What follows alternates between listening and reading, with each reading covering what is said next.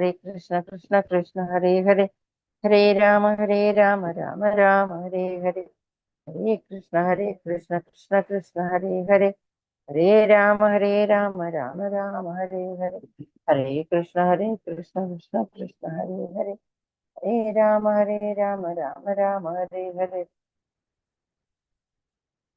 Hare Krishna Krishna Krishna Hare Hare Hare Rama Rama Rama Hare Hare Hare Krishna Krishna Krishna Hare Hare Hare Rama Rama Rama Hare Hare Hare Krishna Krishna Krishna Hare Hare Hare Rama Rama Rama Hare Hare Hare Krishna Prabhuji Hare Krishna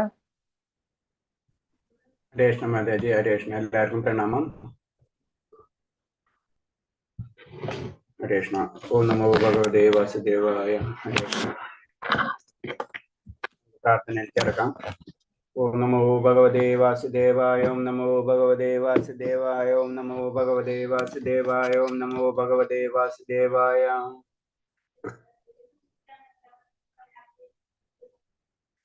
നാരായണം നമസ്കൃത്യം നരം ചൈവ നരോത്തമം ദേവീം സരസ്വതീം വ്യാസം തതോ ജയമുദിരേത് നഷ്ടപ്രായേഷു ഭദ്രേഷു നിത്യം ഭാഗവത സേവയാ ഭാഗവതേയുത്തമ ശ്ലോകേ ഭക്തിർഭവതി നഷ്ടഗി മൂകം കരോതി വാചാലം പങ്കും ലംഘയതേ ഗിരി യത്കൃപതമഹം വന്ദേ പരമാനന്ദമാധവം ശ്രീഗുരുദീനതാരിണം ശ്രീചൈതന്യമീശ്വരം ജ്ഞാനതിമിരാന്ധ്യസ്യ ജ്ഞാനാഞ്ജലശലാകയാ ചക്ഷുർമിലിതം യേന തസ്മൈ ശ്രീഗുരുവേ നമഃ. ശ്രീചൈതന്യം മനോഭീഷ്ടം സ്ഥാപിതം യേന ഭൂതലേ സ്വയം രൂപകഥാ മഹ്യം ദദാതി സ്വഭാന്തികം വന്ദേഹം ശ്രീഗുരു ശ്രീയുതപദകമലം ശ്രീഗുരും വൈഷ്ണവാംശ ശ്രീരൂപം സാഗരജാതം സഹന രഘുനാഥാനിതം തം സജീവം സാദേവം സാവധൂതം പരിജനസഹിതം കൃഷ്ണചൈതന്യദേവം ശ്രീരാധാ കൃഷ്ണപാദാൻ സവണലളിതാ ശ്രീവിശാഖാനീം താംസ ഹേ കൃഷ്ണ കരുണാ സിന്ധോ ദീനബന്ധോ ജഗത്പദേ ഗോപേശ ഗോപിക കാന്ത രാധാ കാന്ത നമസ്തുതേ. തപ്തകാഞ്ചന ഗൗരംഗേ രാധേ വൃന്ദാവനേശ്വരി വൃഷഭാനുസുതേ ദേവി പ്രണമാമി ഹരിപ്രിയേ വാഞ്ചാകൽപതരൂപേച്ഛ കൃപാ സിന്ധിഭ്യേവ ച പതിനാം പാവനേഭ്യോ വൈഷ്ണവേഭ്യോ നമോ നമഃ. നമോ വിഷ്ണുപാദായ കൃഷ്ണപ്രേഷ്ഠായ ഭൂതലേ ശ്രീമദേ ഭക്തിവേദാന്ത സ്വാമിന്നിധി നാമിനെ നമസ്തേ സാരസ്വദേവേ ഗൗരവാണി പ്രചാരിണേ നിർവിശേഷ ശൂന്യവാദി പാശ്ചാത്യദേശധാരിണേ ജയ ശ്രീകൃഷ്ണ ചൈതന്യ പ്രഭു നിത്യാനന്ദ ശ്രീ അദ്വൈത ഗദാധര ശ്രീവാസാദി ഗൗരഭക്തവൃന്ദ. ഹരേ കൃഷ്ണ കൃഷ്ണ കൃഷ്ണ ഹരേ ഹരേ ഹരേ രാമ രാമ രാമ ഹരേ ഹരേ. ഹരേ കൃഷ്ണ പ്രഭാതിക്ക് ജയ ഗുരുദേവ്ക്ക് ജനന്തകോടി വൈഷ്ണവ ഭക്തർക്ക് ജയ. ഹരേ കൃഷ്ണ. എല്ലാവർക്കും പ്രണാമം.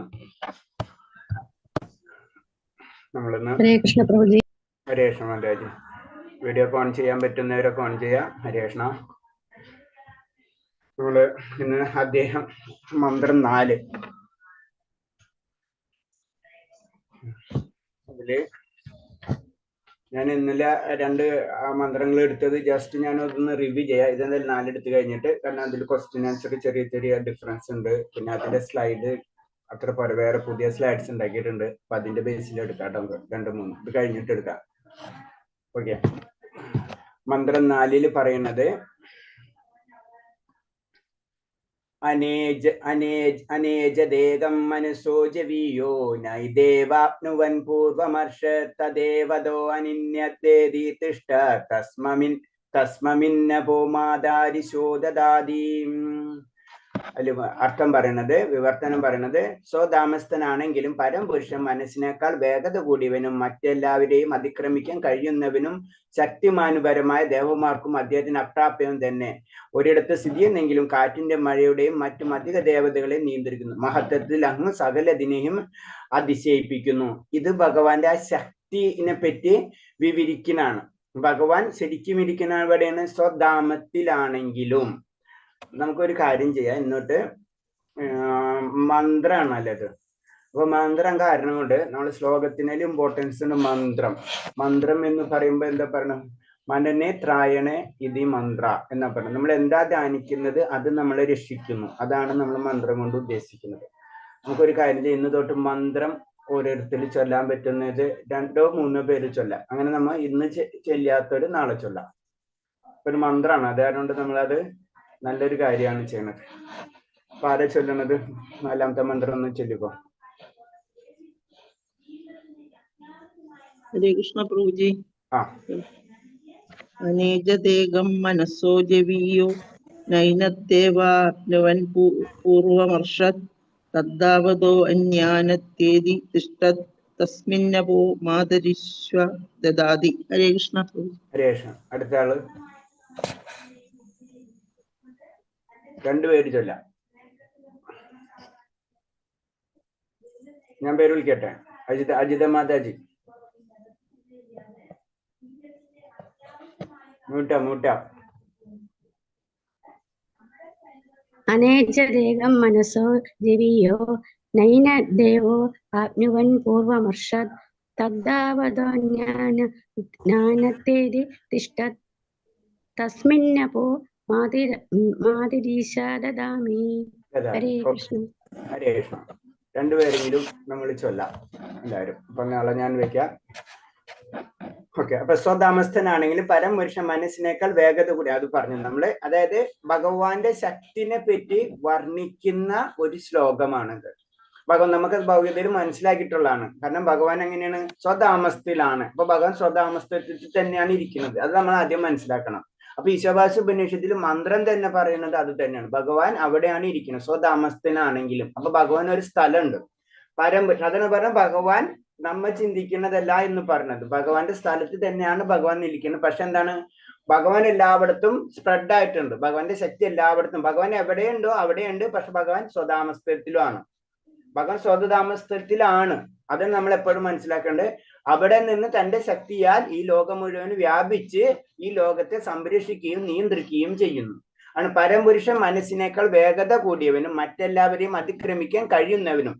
കാരണം ഭഗവാന്റെ ശക്തിനെ പറ്റി വർണ്ണിക്കാണ്. മനസ്സിനേക്കാൾ വേഗത. മനസ്സ് എന്ന് പറഞ്ഞാണ് ഏറ്റവും കൂടുതൽ സ്പീഡുള്ള, അല്ലെ? നമ്മ ഇന്ന് ഇപ്പൊ ഒരു സെക്കൻഡ് കൊണ്ട് നമ്മൾ ചിന്തിക്കുന്നത് നമ്മ മനസ്സുകൊണ്ട് ചിന്തിക്കാൻ പറ്റും. ഇപ്പൊ ഡൽഹി എന്ന് പറഞ്ഞപ്പോൾ നമുക്ക് മനസ്സിൽ ഡൽഹി വന്നു കഴിഞ്ഞു, അല്ലെ? അപ്പൊ അതാണ് അത്രയും സ്പീഡ് ആ മനസ്സിന്. അത് യുധിഷ്ഠിരനോട് ചോദിക്കുന്ന ചോദ്യങ്ങളിൽ ഒരു ചോദ്യമാണ്. അതെ, ദർശനാണ് തോന്നുന്നു. അതായത് യമ മഹാരാജാവ് യക്ഷൻ, അതായത് ധർമ്മരാജാവ്, അതായത് യമദേവൻ ചോദിക്കുന്നുണ്ട്. അപ്പൊ അതിലൊരു ചോദ്യം അതാണ്. പല ചോദ്യങ്ങളിലും ഒരു ചോദ്യമാണ് ഏറ്റവും സ്പീഡ് കൂടിയത് എന്താണ്. അപ്പൊ യുധിഷ്ഠിരന് കറക്റ്റ് ആൻസർ പറഞ്ഞുണ്ട് അത് മനസ്സാണെന്ന്. അപ്പൊ മനസ്സിനേന് വേഗത കൂടിയ ഒന്നുമില്ല. അതിന് മനസ്സിന് വെച്ചിട്ടുള്ളത്. അതിന് മനസ്സിനേക്കാൾ വേഗത കൂടിയത് ഒന്നുമില്ല. അത് ഭഗവാനാണ്. മറ്റെല്ലാവരേക്കും അതിക്രമിക്കാൻ കഴിയുന്നവനും. അപ്പൊ എല്ലാത്തിന്റെയും ശക്തി ഭഗവാൻ. അവരൊക്കെ കംപ്ലീറ്റ് കവർ ചെയ്യാൻ പറ്റും. ശക്തിമാന്മാരായ ദേവന്മാർക്കും അദ്ദേഹത്തിന്റെ അപ്രാപ്യൻ തന്നെ ഒരിടത്തും സ്ഥിതി നിന്നില്ലെങ്കിലും കാറ്റിന്റെ മഴയോടെ മറ്റ് ആദിദേവരെ നിയന്ത്രിക്കുന്നു. അപ്പൊ എന്താണ്? ദേവന്മാർക്ക് പോലും അപ്രാപ്യൻ. അപ്പൊ ആ ഭഗവാൻ അവിയുണ്ട്. ഇത് ഈ ശ്ലോകം എന്ന് പറയുന്നത് ഭഗവാന്റെ ശക്തി എന്താണെന്ന് നമുക്ക് പറഞ്ഞ് മനസ്സിലാക്കണം. അപ്പൊ ദേവന്മാർക്ക് പോലും അപ്രാപ്യം എന്ന് പറയുമ്പോൾ അത്രയും പവർഫുൾ ആണ് ഭഗവാൻ. പിന്നെ കാറ്റിന്റെയും മഴയുടെയും അതായത് നമുക്കറിയാം, കാറ്റായാലും മഴയാണെങ്കിലും അതിനൊക്കെ ഒരേ ദേവന്മാരുണ്ടെന്ന് അറിയാല. നീ ദേവൻ വരുന്ന ദേവൻ എന്ന് പറഞ്ഞ ദേവന്മാരുണ്ട്. ആ ദേവന്മാരെ ശരിക്കും കൺട്രോൾ ചെയ്യുന്നത് ആരാണ്? ഭഗവാനാണ്. ഈ കാറ്റ് മഴ എന്ന് പറഞ്ഞ പ്രകൃതിയുടെ അത്രയും വലിയ ശക്തികളാണ്. ആ ശക്തിനെ തന്നെയാണ് ഭഗവാൻ കൺട്രോൾ ചെയ്യുന്നത്. അപ്പൊ ഭഗവാന്റെ പവർ നമുക്ക് കാറ്റ് മഴ ഭൗതിക പ്രകൃതിയുടെ ശക്തികൾ തന്നെ നമുക്ക് ചിന്തിക്കാൻ പറ്റില്ല. അത്ര പവർഫുൾ ആണ് ദേവന്മാര്. അതാണ് ദേവന്മാരും പവർഫുൾ അല്ല എന്നൊക്കെ നമ്മൾ ചിന്തിക്കുന്നത് തെറ്റാണ്. ദേവന്മാരും അത്ര പവർഫുൾ ആണ്. അപ്പൊ ആ ദേവന്മാരെ പോലും നിയന്ത്രിക്കുന്നത് ഭഗവാനാണ്. മഹത്വത്തിൽ അങ്ങ് സകലനത്തിനെയും അതിശയിപ്പിക്കുന്നു. അപ്പൊ അത് ഭഗവാന്റെ ശക്തി എന്ന് പറയുമ്പോൾ സാധാരണ നമ്മൾ ചിന്തിക്കുന്നതിന് അപ്പുറത്തമാണ്. അപ്പൊ ഭഗവാന്റെ ശക്തിനെ പറ്റിയാണ് മെയിൻ ആയിട്ട് പറയുന്നത്. അതിൽ ഏറ്റവും ഇമ്പോർട്ടന്റ് ആയിട്ട് ശ്രദ്ധിക്കേണ്ട പോയിന്റ് എന്ന് പറഞ്ഞത്, സ്വതാമസ്ഥനാണെങ്കിലും പരമപുരുഷ മനസ്സിനെ വേഗത്തിൽ കൂടിയവനാണ്. സ്വതാമസ്ഥത്തിലാണെങ്കിൽ എന്ന് പറഞ്ഞ് സ്വതാമസ്ഥത്തിലാണ് ഭഗവാൻ. അതെപ്പോഴും നമ്മൾ അതാണ് ഭഗവാൻ 2 എന്ന് പറഞ്ഞത്. അതായത് ദ്വൈതം എന്ന സിദ്ധാന്തത്തിനാണ് നമ്മൾ ഇമ്പോർട്ടൻസ് കൊടുക്കുന്നത്. കാരണം ഭഗവാൻ വേറെ, ഭഗവാന്റെ ശക്തികൾ വേറെ. രണ്ടും ഒന്നല്ല, അല്ലെങ്കിൽ രണ്ടും ഒന്നെന്ന് നമുക്ക് പറയാം. അതിന് അജിന്ത്യ ഭേദ തത്വം. ശരിക്കും ഭഗവാനിൽ നിന്നാണ്. അത് ആദ്യത്തെ ശ്ലോകം തന്നെയാണ് എപ്പോഴും പറഞ്ഞ ആ മൈൻഡ് നമ്മൾ ക്ലിയർ ചെയ്യണം. ആദ്യത്തെ ധ്യാന ശ്ലോകത്തില് അതിൽ പറയുന്നത് പൂർണ്ണമതം അല്ലെ, പൂർണ്ണത്തിൽ നിന്നാണ് എല്ലാം സ്റ്റാർട്ട് ചെയ്യുന്നത്. അപ്പൊ പൂർണ്ണ അവിടെ ഉണ്ട്, അതില്ലാണ്ട് ഒന്നും തുടങ്ങില്ല. മനസ്സ് ഊഹഭോഗങ്ങളിലൂടെ ഭഗവാനെ അറിയാൻ കഴിയില്ല. കാരണം ഇത്രയും വലിയൊരു ശക്തിനെ നമ്മൾ ഈ ചെറിയമായിട്ടുള്ള ഭൗതിക ഇന്ദ്രിയങ്ങൾ കൊണ്ടോ ഭൗതിക ബുദ്ധിശക്തി കൊണ്ടോ നമുക്ക് മനസ്സിലാക്കാൻ കഴിയില്ല. ഇപ്പൊ റോക്കറ്റ് എഞ്ചിനീയറിംഗ് എന്ന് പറയില്ലേ, സ്പേസ് എഞ്ചിനീയറിംഗ് എന്ന് പറയുന്നത്, അത് നമ്മൾ കാണുമ്പോഴാ ഓക്കെ ഇവിടുന്ന് പോയി എന്നുള്ള അല്ലാണ്ട് നമുക്ക് അത്രയും അറിവുള്ളൂ. അതിനുള്ള ടെക്നോളജി ഒന്നും നമുക്ക് മനസ്സിലാവില്ല അല്ലെ. അതാണ് അതേപോലെ തന്നെയാണ് സാധാരണ നമ്മളെ പോലുള്ളവർക്ക് സാധാരണ ഊഹാപോഹങ്ങൾ കൊണ്ടൊന്നും ഭഗവാനെ അറിയാൻ കഴിയില്ല. അപ്പൊ അതാണ് നമ്മൾ ജൽപ്പങ്ങൾ എന്നാണ് പറയുന്നത്. ഭൗതിക വ്യക്തികൾ വെറുതെ അതാണ് ഇതാണ് എന്നൊക്കെ പറഞ്ഞിരിക്കുന്നത്. അവർക്ക് ഞാൻ പറഞ്ഞില്ല, അതിനൊരു എക്സാമ്പിൾ പറഞ്ഞ നമ്മൾ ചുറ്റുപാട് ഉറുമ്പുകൾ ഉണ്ട് അല്ലെ. ഉറുമ്പുകൾക്ക് ഒരിക്കലും നമ്മളിങ്ങനെ ക്ലാസ് എടുക്കണം എന്നുള്ള കാര്യം അറിയില്ല. അവരെ ചിന്താശക്തി എത്രയേ ഉള്ളൂ. അതേ അവസ്ഥയാണ് നമുക്ക് ഭഗവാനെ പറ്റിയിട്ടുള്ളത്. അത് നമ്മൾ വെറുതെ ഊഹാപോഹങ്ങൾ, ഇപ്പൊ രണ്ട് ഉറുമ്പുകൾ തമ്മിൽ സംസാരിക്കണ പോലെയാണ് നമ്മളെ പറ്റി ഭഗവാനെ പറ്റി നമ്മൾ സംസാരിക്കുന്നത്. അത്രയും ഡിഫറൻസ് ആണ്. ഇതെല്ലാം അതിന്റെ അപ്പുറമാണ് നമുക്ക് ചിന്തിക്കാം. നമ്മൾ അചിന്ത്യനാണ്, ചിന്തിക്കാൻ കഴിയില്ലാത്തതാണ്. ഭഗവാന് തുടക്കവും അവസാനമില്ല. അപ്പൊ ഊഹാഭോഗങ്ങളൊന്നും ഭഗവാനെ അറിയാൻ കഴിയില്ല. നമ്മൾ ഭക്തിയിലേക്ക് ശരിക്കും എന്താണ് ഭക്തി എന്ന് പറയുന്നതാണ് ഇതൊക്കെ. ഭഗവത് കാരുണ്യത്തിൽ അവിടുത്തെ ഭക്തന്മാർക്ക് മാത്രമേ ഭഗവാനെ അറിയാൻ കഴിയുള്ളൂ. അപ്പൊ എന്താണ് ഭക്തന് മാത്രം, അതിന് നമ്മൾ പറഞ്ഞിട്ടുണ്ട്. എന്താണ് ഭക്തന് മാത്രം അറിയാൻ കഴിയുന്നതിന്റെ കാരണം എന്താണ്? ഭക്തന് മാത്രം ഭഗവാൻ അറിയാൻ കഴിയുന്നു എന്ന് പറയുന്നതിന്റെ കാരണം എന്താണ്? ഭക്തൻ ഭഗവാന് പ്രിയപ്പെട്ടവൻ. ഭഗവാൻ ഭക്തന് പ്രിയപ്പെട്ടവനാകുന്നു. അതിന്റെ കാരണം നമ്മൾ നാമജപം. ഓക്കെ. വേറെ എന്തെങ്കിലും ആരെങ്കിലും വേറെ പോയിന്റ്സ്? ഭക്തന് മാത്രമേ ഭഗവാൻ പരമാത്മാവ് നമ്മളുടെ ഉള്ളിലുള്ളതെന്ന് അറിയാൻ കഴിയുള്ളൂ. അങ്ങനെയാണോ? അത് കുറെ എത്തിയിട്ടുണ്ട്. പിന്നെ 90% എത്തി. നമ്മൾ ഭക്തി ചെയ്യുമ്പോൾ നമുക്ക് ഉണ്ടാവുന്ന വ്യത്യാസം എന്താണ് ശരിക്കും സംഭവിക്കുന്നത്? പ്യൂരിറ്റി. പ്യൂരിറ്റി. അതായത് നമുക്ക് അതീന്ദ്രിയമായിട്ടുള്ള അവസ്ഥയിലേക്ക് നമ്മൾ ഉയരാണ് ചെയ്യുന്നത് അല്ലെ. ആ അതീന്ദ്ര ലെവലിലേക്ക് എത്തിക്കഴിഞ്ഞാലേ ഭഗവാനെ നമുക്ക് മനസ്സിലാവുള്ളൂ. അതാണ്. അത് ഭഗവാനും നമ്മളും ഒരേ സിങ്ക്രണൈസ് എന്ന് പറയില്ലേ, ഒരേ പോയിന്റിൽ എത്തണം, എന്നാലേ നമുക്ക് മനസ്സിലാവുള്ളൂ. അതാണ് പറഞ്ഞത്. അപ്പൊ അവിടെ എന്താണ് ഭഗവകാരുണ്യത്തെ അവിടുത്തെ ഭക്തന്മാർക്ക് ഭഗവാനെ അറിയാൻ കഴിയുള്ളൂ. അപ്പൊ ഭഗവാന്റെ കാരുണ്യം എത്തണമെങ്കിൽ എത്താണ് നമ്മൾ അതിൽ ലെവലിലേക്ക് ഉയരണം. നമ്മൾ ഒരു ക്വാളിഫിക്കേഷൻ ഉണ്ടായി കഴിഞ്ഞാൽ നമുക്ക് അതിനനുസരിച്ചുള്ള ജോലി കിട്ടുള്ളൂ എന്ന് പറഞ്ഞ പോലെ ആ ക്വാളിഫിക്കേഷൻ നമ്മൾ ഡെവലപ്പ് ചെയ്തെടുക്കണം. അതാണ് ഭക്തി പ്രാക്ടീസ് എന്ന് പറയുന്നത്. അതാണ് സാധന ഭക്തി എന്ന് പറയുന്നത്. കാറ്റിന്റെയോ മനസ്സിന്റെയോ വേഗത്തിൽ 100 കണക്കിന് വർഷങ്ങൾ സഞ്ചരിച്ചാലും പരമസത്യത്തെ വളരെ വിദൂരമായി മാത്രമേ അറിയാൻ കഴിയുള്ളൂ എന്ന് ബ്രഹ്മസംഹിത വ്യക്തമാക്കുന്നു. അതിനൊരു ചെറിയ ഉദാഹരണമാണ് പറഞ്ഞത്. നമ്മള് ഭഗവാന്റെ അടുത്തെത്തണമെങ്കിൽ അത്രേ വിദൂരസ്ഥനാണ് ഭഗവാൻ എന്ന് പറഞ്ഞു. അതിന്റെ ഒരു കമ്പാരിസൺ പറയുന്നതാണ്. വിദൂരസ്ഥനാണെന്ന് പറയുമ്പോൾ നമ്മൾ ചിന്തിക്കണം, നമ്മ വിദൂരം എന്ന് പറയുമ്പോൾ കുറച്ച് ദൂരം 100 മൈൽ അല്ലെങ്കിൽ 200 മൈൽ എന്നുള്ള അങ്ങനെയല്ല, അല്ലെങ്കിൽ 1 കോടി വർഷങ്ങൾക്ക് അങ്ങനെയും കൂടെ പറയാൻ പറ്റൂല. എത്ര സ്പീഡിൽ സഞ്ചരിച്ചാലും ഭഗവാൻ അത്ര അകന്നു പോയിക്കൊണ്ടിരിക്കുക എന്ന് പറയുന്നത്. അനന്തമാണ് ഭഗവാന്റെ സ്വധാമം. നമുക്ക് ചിന്തിക്കാൻ പറ്റുന്ന അപ്പുറത്താണ് ഭഗവാന്റെ സ്വധാമം എന്ന് പറയുന്നതാണ് അതിന്. അപ്പൊ അവിടെ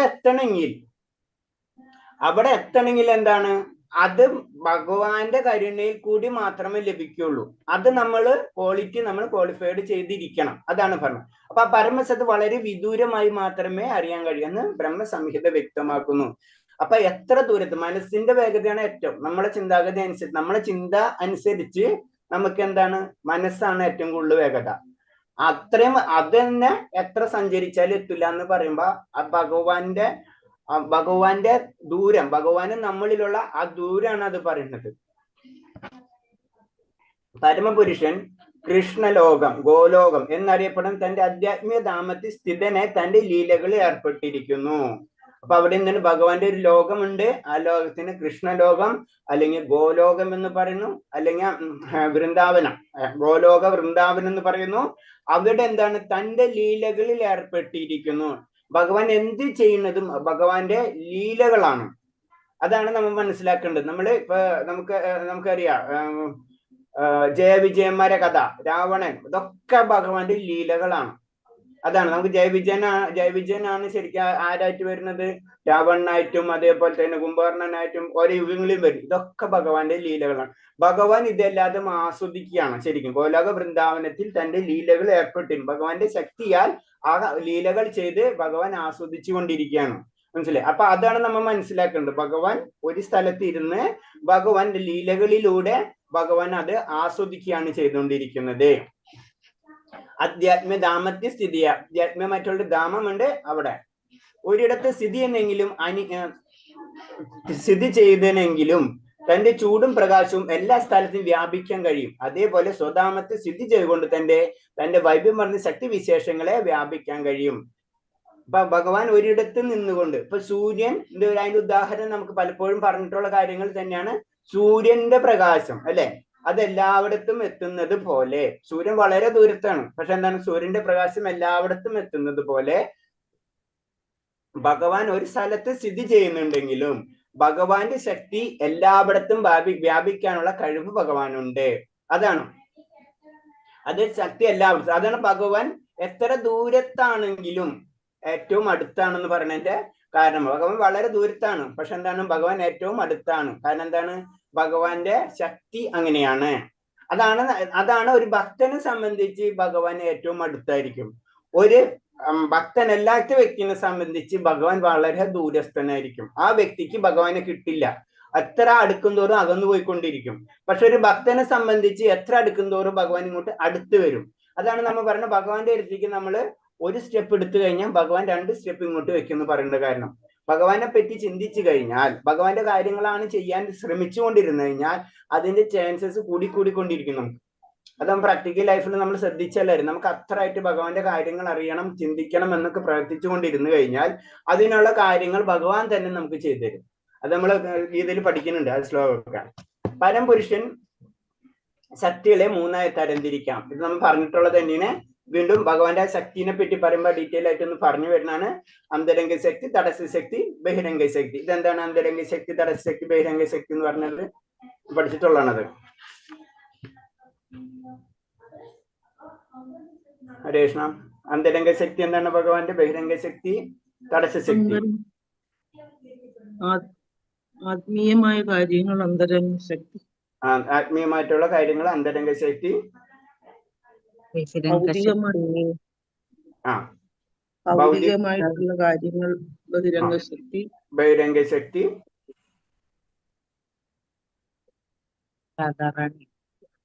ജീവാത്മാക്കൾ തടസ്സ ശക്തി. ജീവാത്മാക്കൾ തടസ്സ ശക്തി. അങ്ങനെയാണ് പറയുന്നത്. ജീവാത്മാക്കൾ. ഈ ജീവാത്മാക്കളിൽ തന്നെയാണ് ആരൊക്കെ വരുന്നത്? ദേവന്മാരും നമ്മളെല്ലാവരും ജീവാത്മാക്കളാണ് വരുന്നത്. അപ്പൊ ദേവന്മാരും തമ്മിലുള്ള വ്യത്യാസം എന്താണ് ശരിക്കും? ജീവാത്മാക്കളാണ് ദേവന്മാര്, നമ്മളെല്ലാവരും ജീവാത്മാക്കൾ. അപ്പൊ നമ്മൾ ദേവന്മാരുള്ള വ്യത്യാസം എന്താണ്?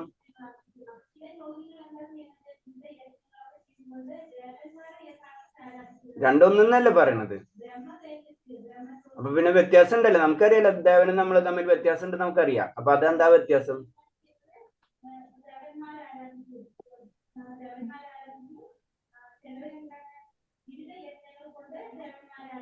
ആരും പറഞ്ഞില്ലേ? ആർക്കറിയില്ല?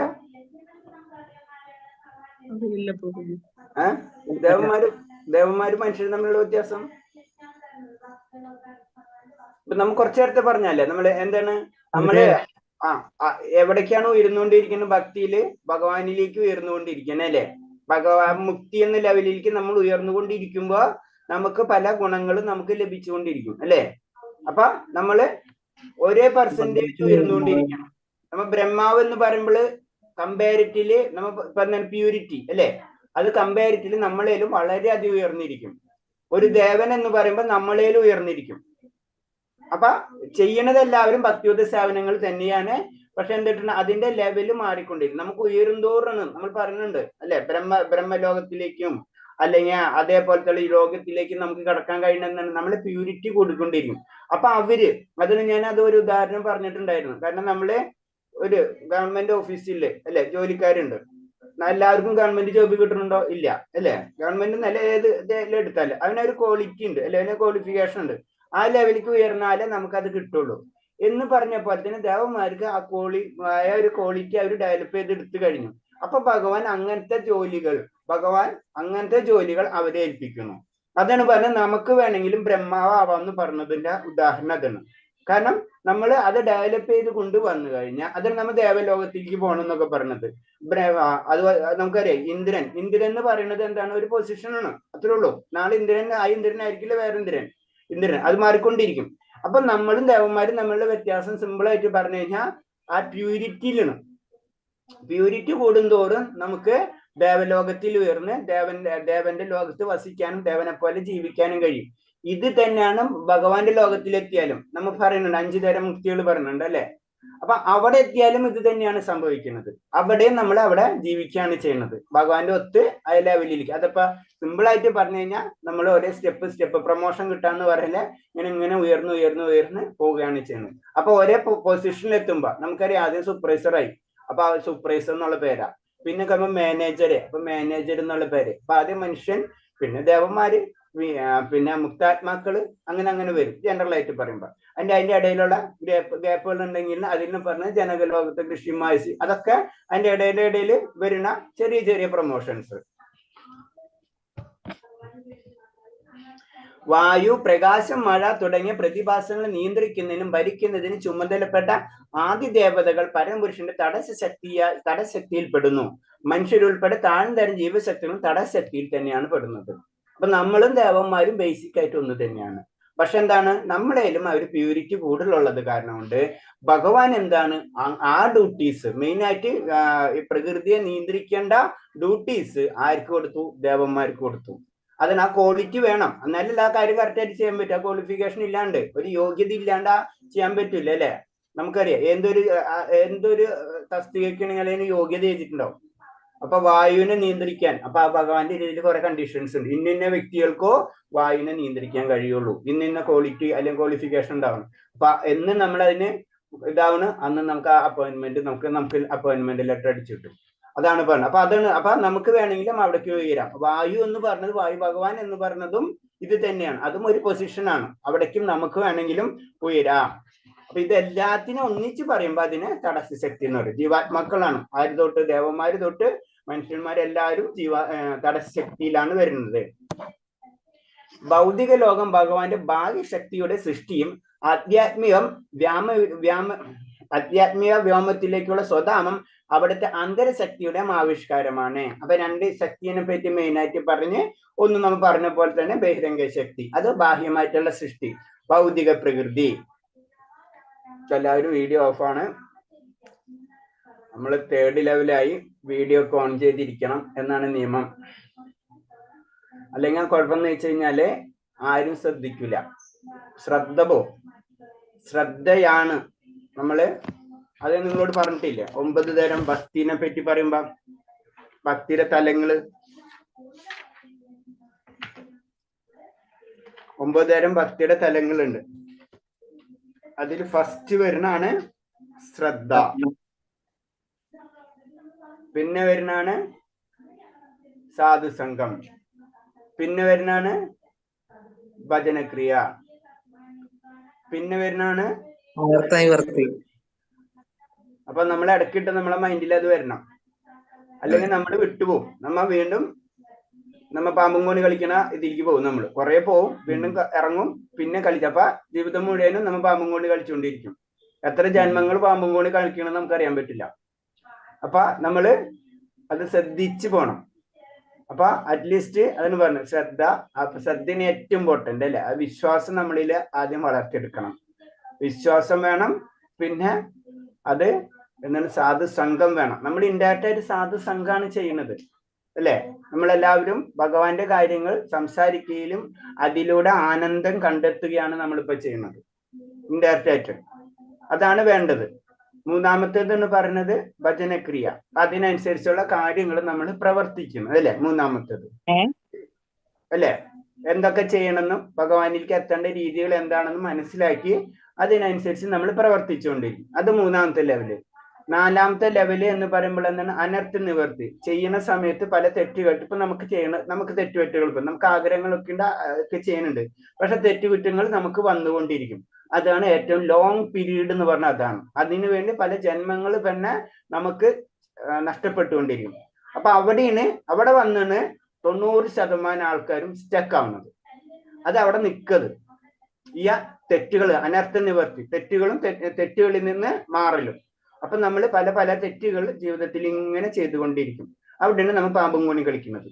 പോവും താഴും, വീണ്ടും പോവും താഴും. ഇതിങ്ങനെ കളിച്ച് ലാസ്റ്റ് ഒരു പർട്ടിക്കുലർ സമയം കഴിയുമ്പോഴോ നമ്മൾ എത്തുള്ളൂ ആ 100ാമത്തെ പോയിന്റിൽ ചെന്ന് നമ്മളെ ടോസ് ചെന്ന് വീഴുള്ളൂ. അതേ നേരം നമ്മൾ കളിച്ചുകൊണ്ടിരിക്കണം. അപ്പോൾ അനർത്ഥ നിവർത്തി അത് വളരെയധികം ശ്രദ്ധിക്കേണ്ട സമയമാണ്. എല്ലാവർക്കും അതാണ് വന്ന് നിൽക്കണം. എല്ലാവരും ഭക്തരാണ്, എല്ലാവരും സാധുസംഗതി ചെയ്യുന്നവരാണ്, എല്ലാവരും ഭജനക്രിയ ചെയ്യുന്നവരാണ്. അത് കഴിഞ്ഞിട്ട് 4ാമത്തേൽ വന്ന് സ്റ്റക്ക് ചെയ്തു. അപ്പൊ അത് ശ്രദ്ധിക്കേണ്ട ഒരു സമയമാണ്. അത് കഴിഞ്ഞിട്ടാണ് നിഷ്ഠ, അത് കഴിഞ്ഞിട്ടാണ് രുചി, അത് കഴിഞ്ഞിട്ടാണ് ആസക്തി, അത് കഴിഞ്ഞിട്ടാണ് ഭാവം, അത് കഴിഞ്ഞിട്ടാണ് പ്രേമം. ആ പ്രേമത്തിൽ എത്തുമ്പോഴോ നമുക്ക് ഭക്തൻ എന്ന് പറയുന്ന ലെവലിൽ എത്തുള്ളൂ. അതേ വരെ നമ്മള് സാധാരണ ലെവല് എന്ന് പറഞ്ഞത് നമ്മൾ എവിടം വരെ എത്തായിരിക്കും? അനർത്ഥ നിവർത്തി തന്നെ എത്തിയിട്ടുണ്ടാവില്ല നമുക്ക് എന്നാലും അനർത്ഥ നിവർത്തി എത്തിയെന്ന് നമുക്ക് ചിന്തിക്കാം. അപ്പൊ അവിടെയാണ് നമ്മൾ നിൽക്കാം. അപ്പൊ എല്ലാവരും അതൊന്ന് ശ്രദ്ധിക്കുക. അപ്പൊ അത് കുറച്ച് ശ്രദ്ധിക്കേണ്ട ഒരു സമയം എന്നാ പറയുന്നത്. അത് നമുക്ക് ഈ ജന്മത്തിൽ പറ്റൂല. നമ്മളതനുസരിച്ച് വളരെ അപൂർവത്തിൽ, എല്ലാവരും എന്നല്ല, ഒരു 90% വ്യക്തികൾക്കും ഈ ജന്മം കൊണ്ട് പൂർത്തീകരിക്കാൻ പറ്റില്ല അനർത്ഥ നിവർത്തി. ഒരു 10% ചെയ്തെന്ന് വരാം. ഇവിടെ നിന്നാണ് ഇത് എത്ര നമ്മൾ ചെയ്യണു അത്ര. അനർത്ഥ നിവർത്തിയാണ് ഡേഞ്ചർ സോൺ. അത് കഴിഞ്ഞ് നിഷ്ഠയായി കഴിഞ്ഞാൽ പിന്നെ പ്രശ്നമില്ല. പിന്നെ ബാക്കിലേക്ക് നമ്മൾ വീഴില്ല നിഷ്ഠയിൽ എത്തിക്കഴിഞ്ഞാൽ. അതേ വരം താഴത്തേക്ക് മുകളിലേക്ക് ഇങ്ങനെ കറങ്ങിക്കൊണ്ടിരിക്കും. നിഷ്ഠ എത്തിക്കഴിഞ്ഞാൽ പിന്നെ പതുക്കെ, പിന്നെ നമ്മൾ പറയില്ല, ഒരു ബേസിക് ഒരു കുട്ടി മുതിർന്ന് അവന് ബുദ്ധി ഉറച്ചെന്ന് പറയില്ലേ, ആ സംഭവമാണ് നിഷ്ഠ എന്ന് പറയുന്നത്. പിന്നെ അവന് പ്രശ്നം ഉണ്ടാവില്ല. അതേ വരം തെറ്റുകൾ നടക്കുന്ന കുട്ടികൾ വീഴുന്ന പോലെ നമ്മളിങ്ങനെ വീണുകൊണ്ടിരിക്കും. അപ്പൊ അത് ശ്രദ്ധിക്കേണ്ട ഒരു സമയമാണ്. ഒരേ ക്ഷണം. ഭൗതിക ലോകം ഭഗവാന്റെ ബാഹ്യശക്തിയെയും സൃഷ്ടിയെയും അത് പറഞ്ഞു നമ്മള്. അതായത് ബാഹ്യശക്തി, ഭഗവാന്റെ ബാഹ്യശക്തി അത് സൃഷ്ടി. പിന്നെ അധ്യാത്മിക ലോകം അത് ഭഗവാന്റെ സ്വധാമം, അതെന്താണ്? അന്തരംഗ ശക്തിയാണ്. മറ്റേത് ബഹിരംഗ ശക്തിയാണ്.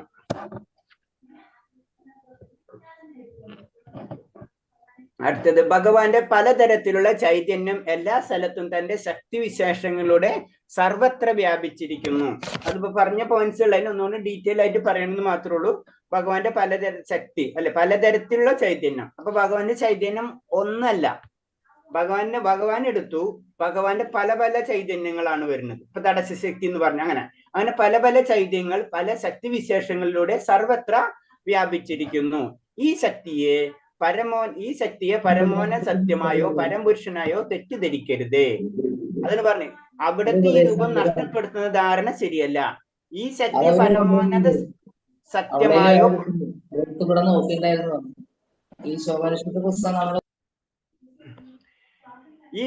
പരമോന്നത ശക്തിയുമായോ പരംപുരുഷനായോ തെറ്റിദ്ധരിക്കരുത്. അവിടുത്തെ രൂപം നഷ്ടപ്പെടുമെന്ന ധാരണ ശരിയല്ല. അപ്പൊ അതിന് പറഞ്ഞ നമ്മ ദേവനെ ഭഗവാനായിട്ട് തുല്യമായിട്ട് കണക്കാക്കാൻ പാടില്ല. ഭൗതിക പ്രകൃതി ഭഗവാനിൽ നിന്നാണല്ലോ വന്നത്. അപ്പൊ ഭഗവാനും ഭൗതിക പ്രകൃതിയും ഒന്ന് തന്നെയാണ് എന്ന ചിന്താഗതി ശരിയല്ല. ഭഗവാൻ സ്റ്റാർട്ടിങ് ആണ്. അപ്പൊ ഭഗവാനെ തന്നെയാണ് ഭഗവാന്റെ രൂപം എന്ന് പറഞ്ഞാൽ അതാണ്. അതിന്റെ ശക്തിയും ഭഗവാനും ഒന്ന് തന്നെയല്ല. നമ്മുടെ പരിമിതമായ ഗ്രഹണ ശക്തിക്ക് അനുസരിച്ച് ഭഗവാനും പരിമിതപ്പെടുത്തുവാൻ നിവൃത്തിയില്ല. അതാണ്, നമുക്ക് പരിമിതമായിട്ടുള്ള ശക്തിയാണുള്ളത്. അപ്പൊ അത് വെച്ചിട്ട് ഭഗവാനെ കമ്പയർ ചെയ്യാൻ പറ്റില്ല. അചിന്ത്യൻ, നമ്മുടെ ആ ഒരൊറ്റ വേടിയിൽ തന്നെ നമുക്ക് ക്ലിയർ ആവും. അതിന് ഞാൻ എപ്പോഴും പറഞ്ഞ ഉദാഹരണം ഉറുമ്പ്. നമ്മൾ ചുറ്റുപാടുള്ള അവർക്ക് ഈ ലോകം ഉണ്ടെന്ന് അവർക്ക് ചിന്തിക്കാനുള്ള കഴിവില്ല. അവർക്ക് അവരുടേതായ എല്ലാ കാര്യങ്ങളും അവർ ചെയ്തു പോകുന്നുണ്ടാവും. വ്യക്തിഗത അംശങ്ങൾ ഭഗവാന്റെ എല്ലാ ലക്ഷണമുണ്ടെങ്കിലും അവയ്ക്ക് പരിമിതികളുണ്ട്. അപ്പൊ ഇതിന്ന് ഒരു കാര്യം കൂടെ ചെയ്യണം. വ്യക്തിഗത അംശങ്ങൾ, അതൊന്ന് ജീവാത്മാക്കൾ അല്ലെ, അത് ഭഗവാന്റെ എല്ലാ ലക്ഷണവും ഉണ്ടാവും. കാരണം ഭഗവാന്റെ അംശമാണ് നമ്മൾ എങ്കിൽ നമ്മൾ അതിൽ നിന്ന് പല കാര്യങ്ങളും നമുക്ക് പോയിന്റ് ഔട്ട് ചെയ്യാൻ പറ്റും. ഭഗവാന്റെ അംശമാണ് നമ്മളെങ്കിൽ നമ്മളിലുള്ള എല്ലാ ക്വാളിറ്റിയും അത് ഭഗവാനിലും ഉണ്ടാവും. അതാണ് നമ്മൾ തിരിച്ച് റിവേഴ്സ് എഞ്ചിനീയറിംഗ് എന്ന് പറയില്ലേ, നമ്മൾ തിരിച്ച് ചിന്തിക്കുക. എല്ലാതും ഭഗവാനിലുണ്ടാവും, അല്ലെങ്കിൽ ഭഗവാനിലുള്ളത് എല്ലാതും നമ്മളിലുണ്ടാവും. പക്ഷെ എന്താണ്, നമ്മളിൽ വരുമ്പോൾ നമ്മൾ അംശമായതുകൊണ്ട് നമ്മളുടെ ശക്തി പരിമിതമാണ്, നമുക്ക് കൂടുതൽ പ്രവർത്തിക്കാൻ പറ്റില്ല. ഞാൻ പറഞ്ഞു, ഒരു പശുവിനെ കെട്ടിയിട്ടിരിക്കാന്ന് വെച്ച് കഴിഞ്ഞാൽ പശു എന്ന് പറഞ്ഞത് ആ കെട്ടിന്റെ വലിപ്പത്തിന് അത്രേ അതിനുള്ള സ്വാതന്ത്ര്യമുള്ളൂ, അതിന്റെ അപ്പുറത്തേക്ക് കടക്കാൻ കഴിയില്ല. ഒരു തവള, പൊട്ടക്കണറ്റിൽ വീണ തവള എന്ന് പറഞ്ഞ പോലെ, ആ തവളയ്ക്ക് അയ കിണറ് മാത്രം ബന്ധമുള്ളൂ, അതിന്റെ അപ്പുറമായിട്ടുള്ള ലോകത്തിന് ബന്ധമില്ല. അപ്പൊ ഒരു തവള, അതിനൊരു ഉദാഹരണം, ഒരു തവള സമുദ്രത്തിൽ നിന്ന് വരുന്ന തവള വരുന്നു. അപ്പൊ പൊട്ടിക്കണറ്റിൽ കിടക്കുന്ന തവള ചോദിക്കുന്നുണ്ട്, സമുദ്രം എങ്ങനെയുണ്ടെന്ന് പറയുമ്പോ, അപ്പൊ ഇതിനേലും ഈ പൊട്ടക്കണറ്റിനേലും വലുതാണോ എന്ന് ചോദിക്കണ ഒരു ലെവലാണ്. അതാണ് ഭഗവാന്റെ ലോകത്തെ പറ്റി സാധാരണ രീതിയിലുള്ള ആൾക്കാർ ചോദിക്കുന്നത്. മാനസിക ഊഹാപോഹം വഴി ഭഗവാന് വ്യക്തിത്വം സ്ഥാപിക്കാൻ വിപുല ശ്രമത്തിന് എതിരെ മാനസിക ഊഹബോഹങ്ങൾ വഴി ഭഗവാന്റെ വ്യക്തിത്വം സ്ഥാപിക്കാൻ വിപുല ശ്രമത്തിനെതിരെ ഈശാവാസി ഉപനിഷത്ത് താക്കീത് നൽകുന്നു. അപ്പൊ ഭഗവാൻ ഒരു വ്യക്തിത്വം ഉണ്ട്, നമ്മളെ രീതിയിൽ ചിന്തിച്ചിട്ട് ഭഗവാൻ ഇങ്ങനെയൊക്കെ ആയിരിക്കും എന്ന് പറയുന്നത് ശരിയല്ല. അതിന് പറഞ്ഞാൽ അത് വിപുല ശ്രമം എന്ന് പറയുന്നത്.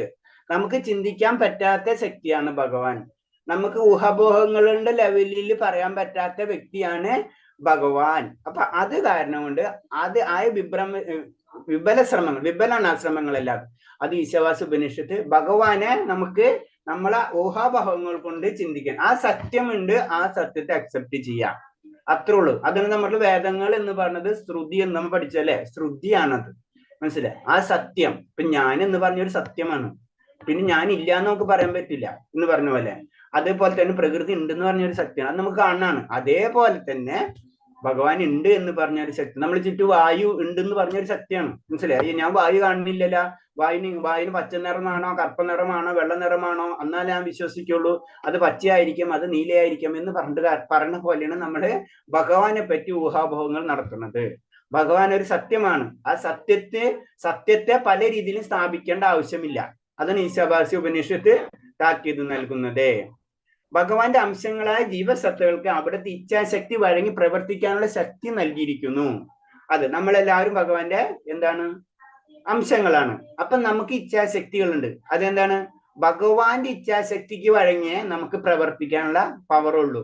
നമുക്ക് സ്വതന്ത്രമായിട്ട് പ്രവർത്തിക്കാനുള്ള പവർ ഇല്ല. സ്വതന്ത്രമായിട്ട് പ്രവർത്തിക്കാൻ എന്ന് പറഞ്ഞത് കഴിഞ്ഞാൽ അതിന് ലിമിറ്റേഷൻസ് നമ്മൾ ചെയ്യുന്നത്. അതിന് ഋഷികേശൻ എന്ന് പറഞ്ഞത് അല്ലെ, ഭഗവാൻ ഋഷികേശൻ. ഇന്ദ്രിയങ്ങളുടെ നാഥനാണ് ഭഗവാൻ. അപ്പൊ നമ്മളെ ഇന്ദ്രിയങ്ങൾ പ്രവർത്തിക്കുന്നത് ഭഗവാന്റെ നിയമത്തിനനുസരിച്ചാണ്. അപ്പൊ നമുക്ക് സ്വതന്ത്രം ഉണ്ടെങ്കിലും ആ സ്വാതന്ത്ര്യം തരുന്നത് ഭഗവാനാണ്. അതിന് നമ്മളെ കൂടെ ഏതുള്ളിലും ഭഗവാൻ ഉണ്ട് അല്ലെ.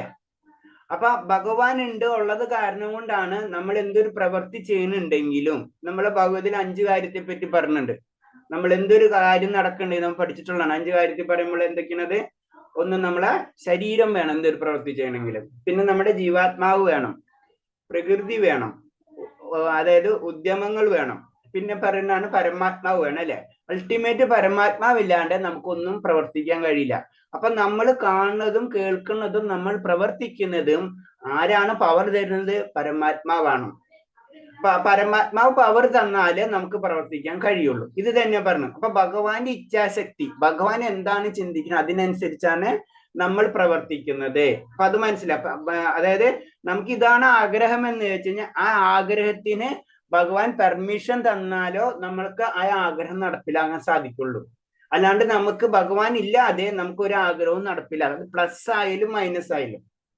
അതാണ് ശരിക്കും. നമുക്ക് അതിന് സിമ്പിൾ ആയിട്ട് പറയുന്നത്, ചെറിയ കുട്ടികൾ അവർക്ക് മിഠായി വേണമെന്ന് വെച്ച് കഴിഞ്ഞാൽ അച്ഛൻ അമ്മ അവൻ കുട്ടി കഴിക്കുന്നത് നല്ലതല്ലെങ്കിലും അമ്മ അല്ലെങ്കിൽ അച്ഛൻ അവനെ പൈസ കൊടുത്താലേ അവന് വാങ്ങിക്കാൻ പറ്റുള്ളൂ. ഇത് തന്നെയാണ്. അപ്പൊ അൾട്ടിമേറ്റ് ഭഗവാനിൽ നിന്നാണ് നമുക്ക് എല്ലാ പവറും കിട്ടുന്നത്. പക്ഷെ നമുക്കത് പ്രവർത്തിക്കാനുള്ള കഴിവ് നമുക്ക് ഉണ്ട്. ഭഗവാന്റെ പെർമിഷൻ ഇല്ലാതെ നമുക്ക് പ്രവർത്തിക്കാൻ പറ്റില്ല. പ്രവർത്തിക്കാനുള്ള കഴിവ് നമുക്ക് അതും പരിമിതമാണ്. ഈ അംശങ്ങൾ പൂർണ്ണതയെ സേവിക്കുകയെന്ന തന്റെ നിയത കർമ്മം വിസ്മരിക്കുമ്പോൾ മായയിൽ അകപ്പെട്ടതായി തീരുന്നു.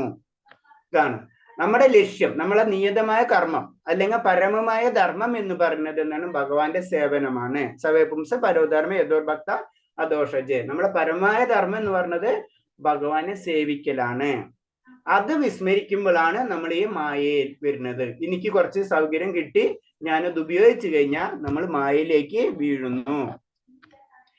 എല്ലാ ഭഗവത് ശക്തികളുടെയും ഗ്രഹിച്ച് ബുദ്ധിയുക്തമായി തന്റെ പ്രയത്നവും കർമ്മശേഷിയും വേണ്ട വിധത്തിൽ പ്രയോജനപ്പെടുത്തുമ്പോൾ ബാഹ്യശക്തിയ മായയുമായുള്ള ബന്ധം കാരണം നഷ്ടപ്പെട്ടതായ മൗലിക ബോധത്തിൽ പുനർജീവിക്കാൻ സാധിക്കും. അപ്പൊ നമ്മൾ ചെയ്യേണ്ട കാര്യമാണ്, സിമ്പിൾ ആയിട്ട് പറഞ്ഞ ഭക്തിയുക്ത സേവനങ്ങൾ നമ്മൾ ചെയ്തു കഴിഞ്ഞാൽ നമുക്ക് എന്താണ്, നമുക്ക് നമ്മളെ കർമ്മശേഷി വേണ്ട വിധത്തിൽ പ്രയോജനപ്പെടുത്താൻ അപ്പൊ നമുക്ക് അതിനുള്ള പവർ ഉണ്ട്, അത് നമ്മൾ ഉപയോഗിക്കാം. അങ്ങനെയാണെങ്കിൽ നമുക്ക് മായയിൽ നിന്ന് രക്ഷ നേടാൻ കഴിയും. പൂർണ്ണജ്ഞാനം എന്നാൽ ഭഗവാനും അവിടുത്തെ എല്ലാ സവിശേഷതകളും കൂടെ അറിയുകയും അവിടുത്തെ പ്രവർത്തനം കുറിച്ച് അറിയുക എന്നതുമാണ്. അപ്പൊ ജ്ഞാനം നമുക്കറിയാം, സച്ചിദാനന്ദ വിഗ്രഹ അല്ലെ. അപ്പൊ അതിൽ ജ്ഞാനമുണ്ട്. ആ ജ്ഞാനം എന്ന് പറയുന്നത് എന്താണ്? അത് സത്ത് ചിത്ത് എന്ന് പറയുന്നത് ജ്ഞാനമാണ്. അപ്പൊ ജ്ഞാനം പൂർണ്ണ ജ്ഞാനം എന്ന് പറഞ്ഞത് നമുക്ക് ഭഗവാന്റെ എല്ലാ സവിശേഷതകളും അറിയാനുള്ള കഴിവ്, അതാണ് പൂർണ്ണ ജ്ഞാനം എന്ന്. അപ്പൊ പൂർണ്ണ ജ്ഞാനത്തിൽ എത്തിക്കഴിഞ്ഞാൽ നമുക്ക് എന്താണ് അതായത് ആനന്ദവും ലഭിക്കും. ആ ശാശ്വതമായ ലോകത്തിലേക്ക് നമുക്ക് കടക്കാൻ കഴിയുകയും ചെയ്യും. ഹരേ കൃഷ്ണ.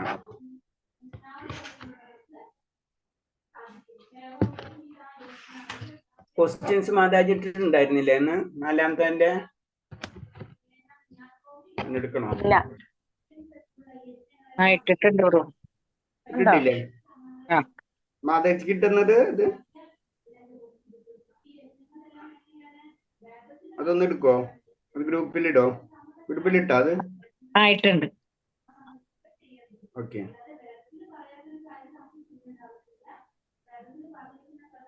ഹരേ കൃഷ്ണ പ്രഭു.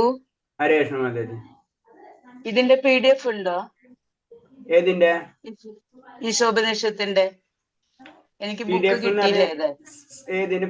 ശീശവാസിന്റെ ഉപനിഷത്തിന്റെ PDF എനിക്ക് വേദാബേസിൽ നോക്കി നോക്ക്, അതിൽ ചിലപ്പോ കിട്ടും. വെബ്സൈറ്റ്. എന്റെ അടുത്ത് ബുക്കില്ല. ഞാന് ഇവിടെ നമ്പറിൽ വിളിച്ചപ്പോ അവര് ട്രാവലിംഗിലായിരുന്നു. ഓക്കെ. ഞാന് നാട്ടിലല്ലല്ലോ. ഓക്കെ. ഇത് മാതാജി ഇത് നോക്ക്, ഓൺലൈനിൽ ഒന്ന് നോക്ക. അല്ലെങ്കിൽ ഇത് നമ്മുടെ വേദാബേസ് എന്ന് പറഞ്ഞ ഒരു വെബ്സൈറ്റ് ഉണ്ട്. വേദാബേസ്. അപ്പൊ അതിൽ നമുക്ക് വായിക്കാനൊക്കെ നമുക്ക് അതിൽ പറ്റും. അപ്പൊ അത് നോക്കിയിട്ടൊന്ന് വായിച്ചിരുന്നു കഴിഞ്ഞാൽ നല്ലതായിരിക്കും. അപ്പൊ വേദാബേസ് അതിലൊന്ന് നോക്ക്. എനിക്ക് PDF കിട്ടാണെങ്കിൽ ഞാൻ പ്രിന്റ് എടുക്കാന്ന് വിചാരിച്ചിട്ടായിരുന്നു. അതിലുണ്ടോ? PDF ഇല്ല, ഡയറക്റ്റ് PDF ഇല്ല, നമ്മുടെ കയ്യിലില്ല PDF. അപ്പൊ അതില് നമ്മള് റെഡിമെയ്ഡ് PDF ഇല്ല. അപ്പൊ അതിലൊന്ന് നോക്ക് വേദാബേസില്.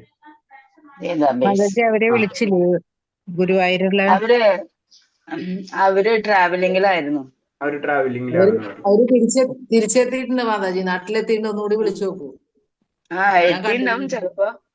അവര് വൃന്ദാവനത്തിന് പോവാണെന്ന് പറഞ്ഞു. അവര് വൃന്ദാവനത്തിൽ നിന്ന് വന്നപ്പോ ഞങ്ങള് 29-ാം തീയതി സൗത്ത് വൃന്ദാവനിലെ രഥയാത്രക്ക് ഞാൻ അവരെ കണ്ടിരുന്നു. അവര് ട്രാവലിംഗിലാണെന്ന് പറഞ്ഞു. പിന്നെ ഞാൻ വിളിച്ചില്ല. ട്രാവലിംഗ് ആണെങ്കിൽ പിന്നെ ഡിസ്റ്റർബ് ചെയ്യണ്ടല്ലോ വിചാരിച്ച് വിളിച്ചില്ല. ശരി. അപ്പൊ അവര് എത്തിയിട്ടുണ്ടാവും. അപ്പൊ അവര് ഇതുപോലെ തന്നെ പർച്ചേസിന് പോണാണ് മെയിനായിട്ട്. അവിടെ നിന്ന് വൃന്ദാവനത്തിൽ നിന്നാണ് സാധനങ്ങൾ കൊണ്ടുവരുന്നത് അവര് മെയിനായിട്ട്. ശരി, അത് ശരി. വേദാബേസിൽ നോക്കാം. വേദാബേസിൽ ഇപ്പൊ അവര് വന്നിട്ടുണ്ടോ? അപ്പൊ അവര് വിളിച്ചാലും അവര് അയച്ചു തരും. ഓക്കെ. വാട്സ്ആപ്പ് മെസ്സേജ് ചെയ്താൽ മതി, അഡ്രസ്സും. അതന്നെ, അവർക്ക് വാട്സ്ആപ്പ് ചെയ്ത് കൊടുത്താലും മതി. അതിന് ബുക്കിന്റെ വില അത്ര ഇല്ല. എത്ര 70-80 റേഞ്ചിലുള്ളൂ. 50 രൂപയുള്ളൂ. ബുക്കിന് വില ഇല്ല, പക്ഷെ കൊറിയറിനായിരിക്കും അതിന്റെ ഡബിൾ വില. ഞാൻ നാട്ടിലല്ല. കൊറിയറിന് വില കൂടും പറഞ്ഞ പോലെ. അത് ശരി. അപ്പൊ ഇതിന്റെ ക്വസ്റ്റ്യൻ ആൻസർ നമുക്കൊന്ന് നോക്കിയാലോ? 4-ാമത്തെ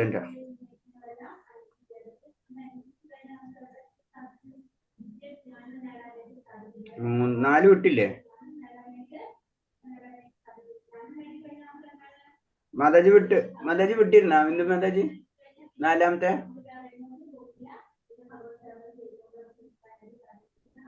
പറയണ കേൾക്കണില്ല മാതാജി.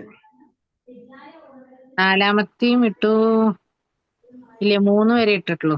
നാലാമത്തെ പെടാട്ടോ. നാലാമത്തെ ഇപ്പൊ നാലാമത്തെ അല്ലേ ഡിസ്കസ് ചെയ്യണത്.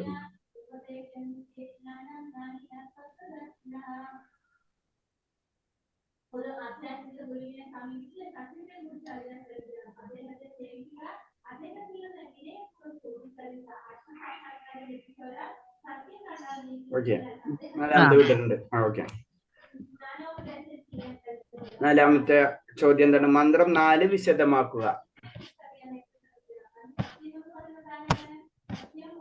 4 പറഞ്ഞെന്താ 4 പറയണത്? നാലാമത്തെ മന്ത്രം പറയണത് പരമപുരുഷൻ മനസ്സിനേക്കാൾ വേഗത കൂടിയവനും മറ്റെല്ലാവരെയും അതിക്രമിക്കാൻ കഴിയുന്നവനുമാണ്. ശക്തിമാന്മാരായ ദേവന്മാർക്കും അദ്ദേഹം അപ്രാപ്യൻ തന്നെ. ഒരിടത്ത് സ്ഥിതനെങ്കിലും കാറ്റിന്റെയും മഴയുടെയും മറ്റും അതിദേവതകളെ നിയന്ത്രിക്കുന്നു. മഹത്വത്തിൽ അവിടുന്ന് സകലതിനെയും അതിശയിക്കുന്നു. അപ്പൊ അതിന്റെ ഒരു സമ്മറി പോലെ നമുക്ക് പെട്ടെന്ന് പറയാൻ പറ്റുന്നത് എന്താണ്? ഭഗവാന്റെ ശക്തിയെ പറ്റി പറയുന്നു. ഭഗവാന്റെ ശക്തിയെ പറ്റി പറയുന്നു. പിന്നെ ഒരു പോയിന്റും കൂടി ഉണ്ട്. അതെന്താ പറയുന്നത്? ഭഗവാനാണ് എല്ലാത്തിന്റെയും ഉറവിടം. പിന്നെ ഒന്നും കൂടെ അതിന്റെ സമ്മറി മാത്രമേ ഭക്തന്മാർക്ക് അവിടുത്തെ അറിയാൻ കഴിയൂ. ഒരിടത്ത് സ്ഥിതനെങ്കിലും അതിദേവതകളെ നിയന്ത്രിക്കുന്ന അതെ, ഓക്കെ, നിയന്ത്രിക്കുന്നു. അതായത് 2 പോയിന്റാണ് മെയിൻ ആയിട്ടുള്ളത്. ഒന്ന്, ഭഗവാന്റെ ശക്തി എന്ന് പറയുന്നത് നമുക്ക് മനസ്സിലാക്കാൻ കഴിയില്ല. അത് നമ്മുടെ ലെവൽ വെച്ച് ഭഗവാന്റെ ശക്തി എന്താണെന്ന് നമുക്ക് മനസ്സിലാക്കാൻ കഴിയില്ല. അതാണ് ഏറ്റവും ഇമ്പോർട്ടന്റ് ആയിട്ടുള്ള പോയിന്റ്. ഭഗവാന്റെ ശക്തി എന്ന് പറഞ്ഞ അപ്പൊ അതിന്റെ 2 ഭഗവാന്റെ ശക്തിനെ പറ്റി വർണ്ണിക്കണം. ഒന്ന്, ഭഗവാന്റെ ശക്തി എന്താണെന്ന് കൂടെ മനസ്സിലാക്കാൻ പറ്റാത്ത അവസ്ഥയും നമ്മൾ. 2 എന്ന് പറഞ്ഞാൽ ആ ശക്തി എന്താ നമുക്ക് എന്തുകൊണ്ട് മനസ്സിലാക്കാൻ പറ്റുന്നില്ല, അതാണ് അത് വിവരിക്കുന്നത്. കാരണം അതിനൊരു ഉദാഹരണം പോലെ പറഞ്ഞു തരുന്നത് മനസ്സിനേക്കാൾ വേഗത. നമുക്ക് മനസ്സിന്റെ വേഗത തന്നെ നമുക്ക് പ്രാക്ടിക്കൽ അല്ല മനസ്സിന്റെ വേഗത എന്ന് പറഞ്ഞത്. അപ്പൊ അതിന്റെ അപ്പുറത്ത് അപ്പൊ അങ്ങനത്തെ പിന്നെ ഈ പ്രപഞ്ചത്തിലെ ശക്തികള് അറിയാം. നമ്മളെ ദേവന്മാര് അവരെ ശക്തി തന്നെ നമുക്ക് ഇമേജ് ചെയ്യാൻ പറ്റണതിനപ്പുറത്തും. അപ്പോ അതിന്റെ അപ്പുറത്ത് ആയ ദേവന്മാരെ നിയന്ത്രിക്കുന്നവൻ എന്ന് പറയുന്നത്. അപ്പൊ അതിനെ എല്ലാത്തിനും അതിശയിപ്പിക്കുന്നവർ. അപ്പൊ 2 കാര്യമാണ്. ഒന്ന്, ഭഗവാന്റെ ശക്തി എന്താണ് നമുക്ക് പറഞ്ഞു വരുന്നത്. അത് നമുക്ക് മനസ്സിലാക്കുന്ന രീതിയിലാണ് പറഞ്ഞു തരുന്നത്. കാരണം അത്തരം പവർഫുൾ ആണ്. അത് കാരണം കൊണ്ട് നമ്മളെ ബുദ്ധി കൊണ്ട് ഊഹാപോഹങ്ങൾ കൊണ്ടൊന്നും ഭഗവാനെ മനസ്സിലാക്കാൻ കഴിയില്ല. പിന്നെ എന്തുകൊണ്ടാണ് നമുക്ക് ഏതുകൊണ്ടാണ് നമുക്ക് ഭഗവാനെ മനസ്സിലാക്കാൻ കഴിയുന്നത്? ഭക്തി കൊണ്ട്. ഭക്തി കൊണ്ട് എങ്ങനെയാണ് നമ്മൾ മനസ്സിലാക്കാൻ പറ്റുന്നത്? ഭക്തി വരുമ്പോ നമ്മളിൽ ഉണ്ടാവുന്ന വ്യത്യാസം എന്താണ്? പ്യൂരിറ്റി. അതീന്ദ്രമായ അവസ്ഥയിലേക്ക് നമുക്ക് കടക്കാൻ കഴിയും. ഓക്കെ, അടുത്ത ചോദ്യം എന്താണ്? ഭഗവാന്റെ 3 ശക്തികൾ എന്തെല്ലാം? അതേതൊക്കെയാണ് ശക്തികള്? അന്തരംഗ ശക്തി, തടസ്സ ശക്തി, ബാഹ്യശക്തി. അത് വിശദമാക്കുക. എന്താണ് അന്തരംഗ ശക്തി, എന്താണ് തടസ്സശക്തി, എന്താണ് ബാഹ്യശക്തി? അന്തരംഗ ശക്തി ആത്മീയമായിട്ടുള്ള കാര്യങ്ങൾ അന്തരംഗ ശക്തി, ജീവാത്മാക്കൾ തടസ്സ ശക്തി, ഭൗതികമായ കാര്യങ്ങൾ ഭൗതികതയിലുള്ള കാര്യങ്ങൾ ബാഹ്യശക്തി. ഓക്കെ, അതിനൊരു ഉദാഹരണം പറയാന്ന് പറയുമ്പോൾ എന്തൊക്കെ പറയാൻ പറ്റും? നമ്മള് 3 എണ്ണത്തിന്റെയും ബഹിരംഗ ശക്തി എന്ന് പറയുമ്പോൾ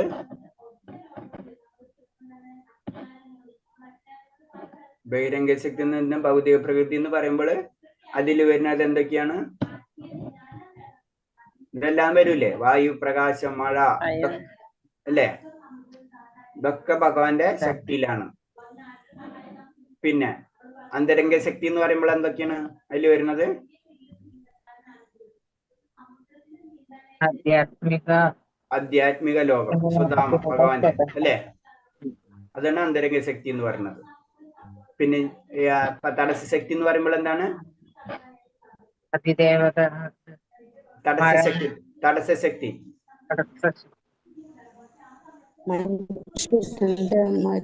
അതിദേവതകൾ. തടസ്സ ശക്തി അതിദേവതകൾ. തടസ്സ ശക്തി എന്ന് പറയുമ്പോൾ എന്തൊക്കെയാണ് വരുന്നത് അതില്? വായു, പ്രകാശം, മഴ മഴ ഇവരുടെ ഇവയെ നിയന്ത്രിക്കുന്ന അതിദേവതകൾ. നമ്മളോ, നമ്മളേത് കാറ്റഗറിയിലാ വരുന്നത്?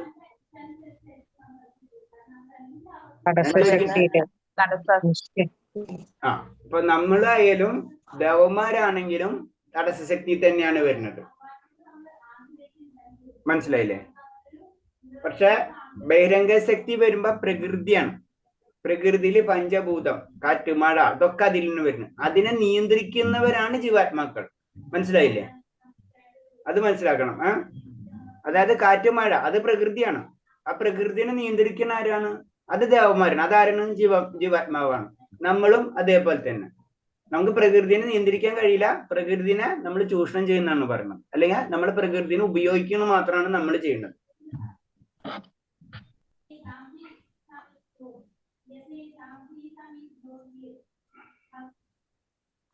അടുത്ത ചോദ്യം എന്താണ്? പൂർണ്ണജ്ഞാനം എന്നതുകൊണ്ട് അർത്ഥമാക്കുന്നത് എന്ത്? ഭഗവാനെ അവിടുത്തെ എല്ലാ സവിശേഷതകളോടുകൂടി അറിയുകയും അവിടുത്തെ പ്രവർത്തനങ്ങളെ കുറിച്ച് അറിയുകയുമാണ്. അറിയുകയാണ്. പൂർണ്ണജ്ഞാനം എന്നാൽ ഭഗവാൻ അവിടുത്തെ എല്ലാ സവിശേഷതകളോടെ അറിയുകയും. സുമമാതാജി കറക്റ്റ് ആയി ലൈൻ എങ്ങനെ വായിക്കുന്നത്? എനിക്ക് ഇടയ്ക്കിട്ട് ഒരു സംശയം വരാറുണ്ട്. അത്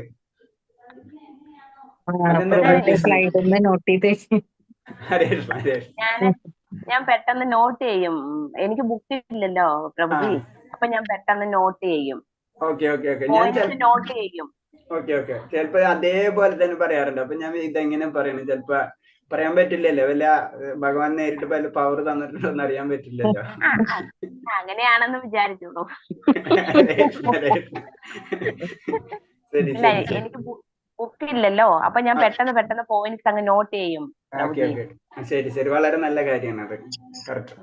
അപ്പൊ അത് തന്നെയാണ് പൂർണ്ണജ്ഞാനം എന്നാൽ ഭഗവാൻ അവിടുത്തെ എല്ലാ സവിശേഷതകളോടും അറിയുകയും അവിടുത്തെ പ്രവർത്തനങ്ങളെ കുറിച്ച് അറിയുക എന്ന് മാത്രമാണ്. ശരി, നമുക്ക് മനസ്സിലായി. നമുക്ക് വേണമെങ്കിൽ ഒരു മൂന്നാമത്തെ കുറച്ചൊരു 10 മിനിറ്റും കൂടി ഉണ്ട്. നമുക്ക് ആ മൂന്നാമത്തെ അധ്യായത്തിന്റെ ഒന്ന് ജസ്റ്റ് ക്വസ്റ്റ്യൻ നോക്കാം. മൂന്നാമത്തെ ഞാൻ അധ്യായം എടുക്കട്ടെ. ഞാനത് അതിൽ 2-3 പോയിന്റ്സുകളൊക്കെ വിട്ടുപോയിട്ടുണ്ടായിരുന്നു. വേറെ ഒരു സ്ലൈഡ് വെച്ചാ ക്ലാസ് എടുത്തത്.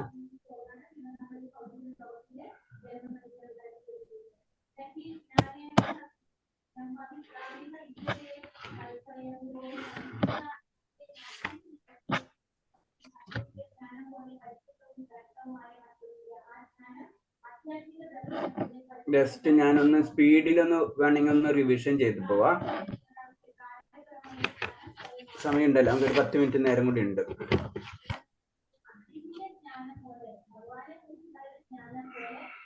അല്ല, നമുക്ക് കിട്ടില്ല.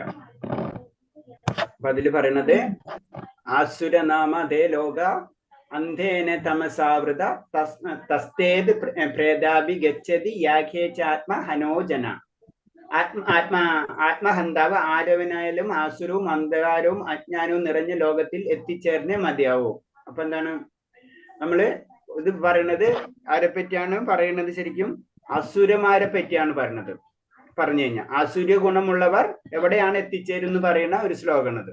ആസുര ഗുണങ്ങളിലേക്ക് നമ്മൾ ഒരിക്കലും പോകരുത്. ആസുര ഗുണമുള്ള വ്യക്തികൾ തീർച്ചയായിട്ടും അവരെന്താണ്? അജ്ഞാനവും അന്ധകാരവും നിറഞ്ഞ ലോകങ്ങളിലാണ് എത്തിച്ചേരുക എന്ന് പറഞ്ഞു. അപ്പൊ അതാണ് ഈ ശ്ലോകത്തിന്റെ ഒരു മെയിൻ ആയിട്ടുള്ള കണ്ടന്റ് പറയുന്നത്.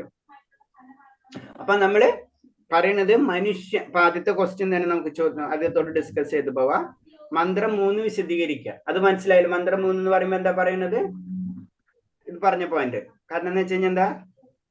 ആത്മഹന്താവ്, ആസുരവും ആസുരഗുണം ജ്ഞാനവും അന്ധകാരവും നിറഞ്ഞ ലോകത്തിൽ എത്തിച്ചേരുന്നു. എത്തിച്ചേരും. അതായത് ആസുര്യ ഗുണമുള്ള വ്യക്തികളുടെ അവർക്ക് സംഭവിക്കാവുന്ന കാര്യമാണ് ഈ മന്ത്രത്തില് പറയുന്നത്. ഓക്കെ. പിന്നെ മനുഷ്യ നിന്ന് വിഭിന്നമായി വർത്തിക്കാനുള്ള കാരണം അതെന്താണ്? അവരുടെ മനുഷ്യനെ വിവേചന ബുദ്ധി, ചുമലത, വിവേചന ബുദ്ധി, നമുക്ക് വിവേചന ശക്തി ഉണ്ട് അല്ലെ? നമുക്ക് വിവേചിച്ചറിയാനുള്ള ശക്തി നമുക്കുണ്ട്. മൃഗങ്ങൾക്ക് അതില്ല. ആ വിവേചന ശക്തി നമ്മൾ ഉപയോഗിച്ച് ഭഗവത് സാക്ഷാത്കാരത്തിലേക്ക് നമ്മൾ നടക്കണം. അതിനു വേണ്ടിയാണ് നമുക്ക് ഈ മനുഷ്യ ജീവിതം കിട്ടിയിട്ടുള്ളത്.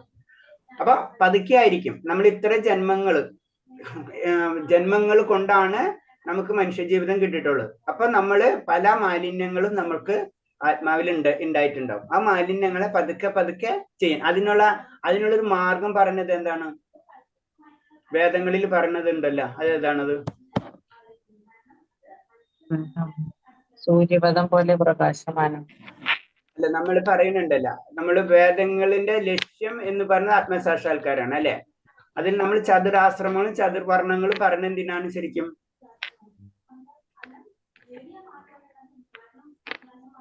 ചതുരാശ്രമങ്ങളും ചതുർവർണ്ണങ്ങളും സൃഷ്ടിച്ചെന്തിനാ ഭഗവാൻ? നമ്മളെ പതുക്കെ ഗ്രാജുവലായിട്ട് മൃഗ സ്വഭാവത്തിൽ നിന്ന് ദേവഗുണത്തിലേക്ക്, അല്ലെങ്കിൽ ആസുരൻ നിന്ന് ദേവഗുണത്തിലേക്ക് കൊണ്ടുപോവാം, അല്ലെങ്കിൽ ഭക്തനിലേക്ക് അടുപ്പിക്കുക. അതിനാണ് ചതുർവർണ്ണങ്ങളും ചതുരാശ്രമങ്ങളും സൃഷ്ടിക്കപ്പെട്ടിട്ടുള്ളത്.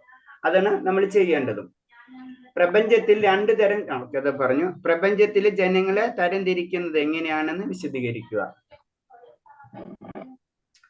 അപ്പൊ 2 തരമായിട്ടാണ് പറയുന്നത് അല്ലെ?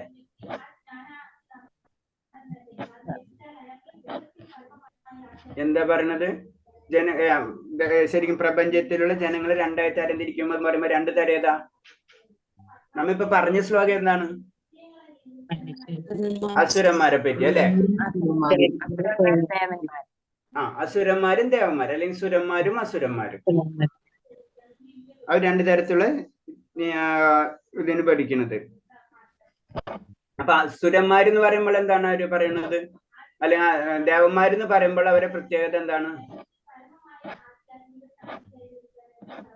ചുമതലാബോധമുള്ളവരെ അനുസരിച്ച് പ്രവർത്തിക്കുന്നവരെ ചുമതല ബോധം ഉണ്ടാവും അല്ലെ? അവർക്ക് ചുമതല കറക്റ്റായിട്ട് ആ ചുമതലയ്ക്ക് അനുസരിച്ച്.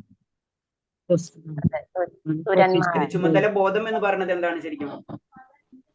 നമ്മൾ കർമ്മം എന്ന് പറയുന്നത് തന്നെയാണ്. ഉത്തരവാദിത്തത്തെ കുറിച്ച് അവർക്ക് ബോധം ഉണ്ടായിരിക്കും. ഉത്തരവാദിത്വം എന്ന് പറഞ്ഞ എന്താണ്? പരമപുരുഷനായ വിഷ്ണുവിന്റെ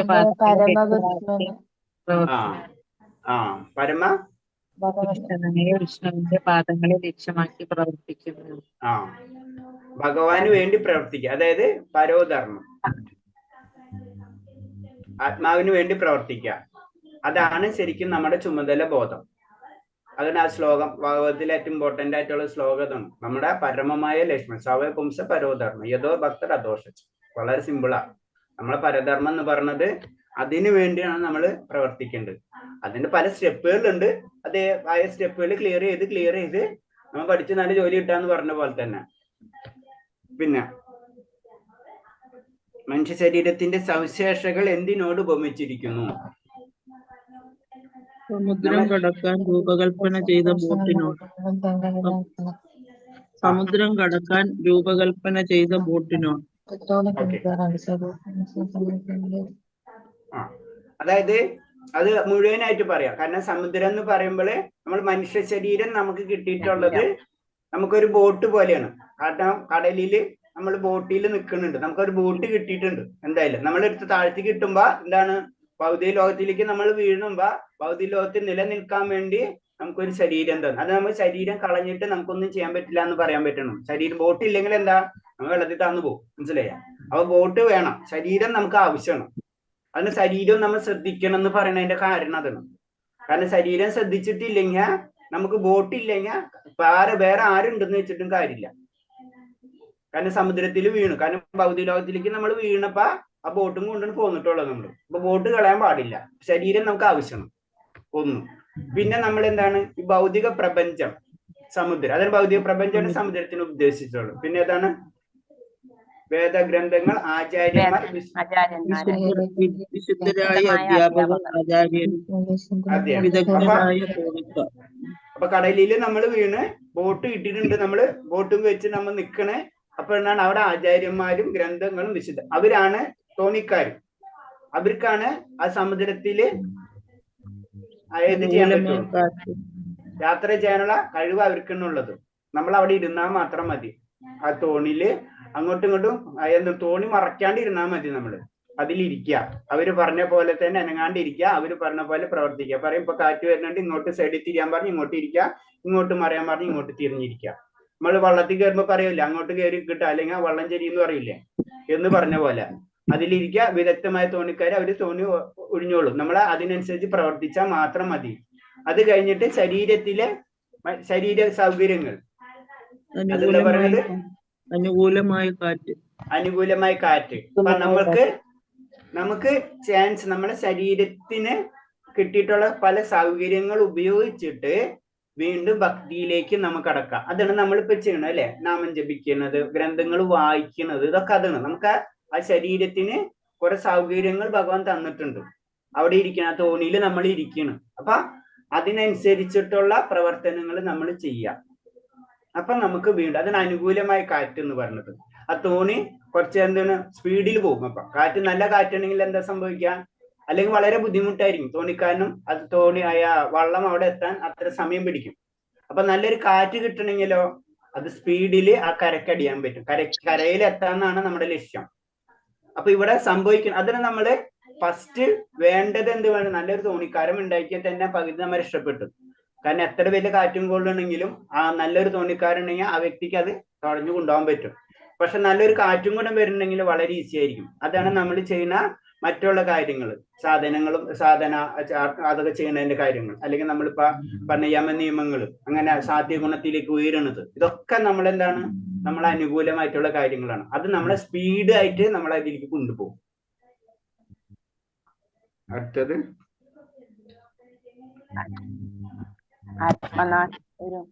ഇങ്ങനെയുള്ള മനുഷ്യനെ ആത്മനാശകനായി കണക്കാക്കാം. ഇങ്ങനെയുള്ള അതെന്ന് പറഞ്ഞത്,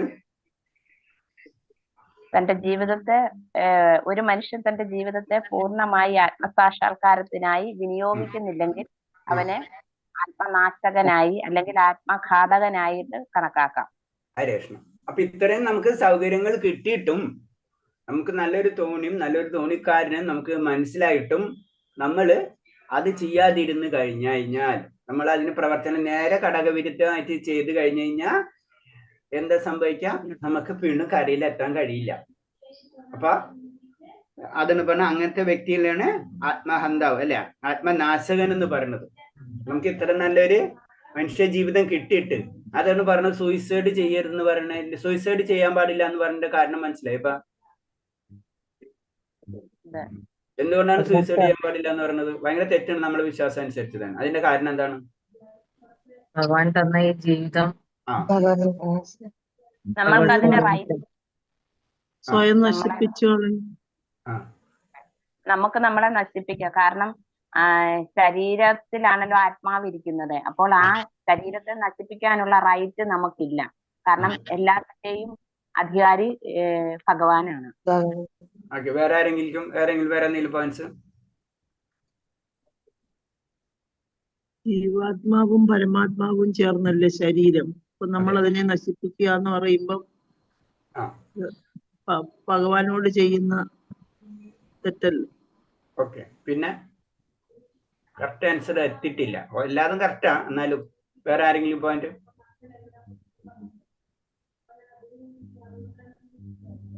നമുക്ക് പറഞ്ഞിട്ടുള്ള കർമ്മങ്ങളൊക്കെ നമ്മൾ ചെയ്യാതെ അങ്ങനെ ചെയ്തു കഴിഞ്ഞാൽ. ഓക്കെ, വേറെ ആരെങ്കിലും എന്തെങ്കിലും പോയിന്റ്സ് ഉണ്ടാ? രമമാതാജി പറഞ്ഞു. സുമമാതാജി പിന്നെ എപ്പോഴും പറയണാണ്. സുമമാതാജിയാണ് കുറച്ച് ആക്റ്റീവായിട്ട് ഇരിക്കുന്നത് നമ്മുടെ ഗ്രൂപ്പിൽ. സുമമാതാജിയാണ് ബ്രില്യന്റ് നമ്മളെ ക്ലാസ്സിലെ ഫസ്റ്റ് മാർക്ക്. ഏറ്റവും മാതാജി പോകുമ്പോ ഞങ്ങളും കൂടെ ഒന്ന് കൊണ്ടുപോകണം കേട്ടോ ഭഗവാന്റെ അടുത്ത്. നമ്മളെ ഗ്രൂപ്പിൽ ഉണ്ടായിരുന്നു പറയണം. പറയണത് അങ്ങനെ തന്നെയാണ്. ശുദ്ധാത്മാക്കള് ഒന്നിച്ചാ യാത്ര ചെയ്യുന്ന പറയുന്നത്. ഒരു കണക്ഷൻസ് ഉണ്ടെന്നാ പറയുന്നത്. മാതാജിക്ക് അല്ല നമ്മൾ പറയുന്നത് അങ്ങനെ തന്നെയാണ്. അതായത് നമ്മൾ എന്തെങ്കിലും ഒരു കണക്ഷൻ ഉണ്ട്, അതിന് ചെറിയ സിമ്പിൾ ആയിട്ട് ഞാൻ പറഞ്ഞു പെട്ടെന്ന് പറയാം. നമ്മളൊരു ബസ്സിൽ കയറുന്നില്ല, ഒരു സിമ്പിൾ ആയിട്ട് ജസ്റ്റ് അതിന്റെ ഒരു കണക്ഷൻ പറയുന്നതിനെ പറ്റിയാണ്.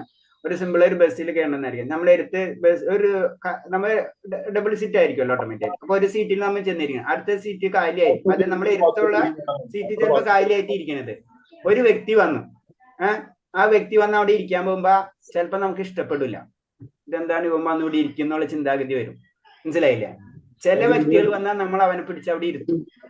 നമുക്ക് പ്രാക്ടിക്കലായിട്ട് ചിന്തിക്കാൻ കാണും. അപ്പൊ നമ്മ അറിയാതെ കുറെ ആത്മീയ ബന്ധങ്ങൾ അങ്ങോട്ടും ഇങ്ങോട്ടും ഉള്ളതാണ്, പല ജന്മങ്ങളായിട്ടുള്ള കണക്ഷൻസ് ഉണ്ടാവും അതിന്.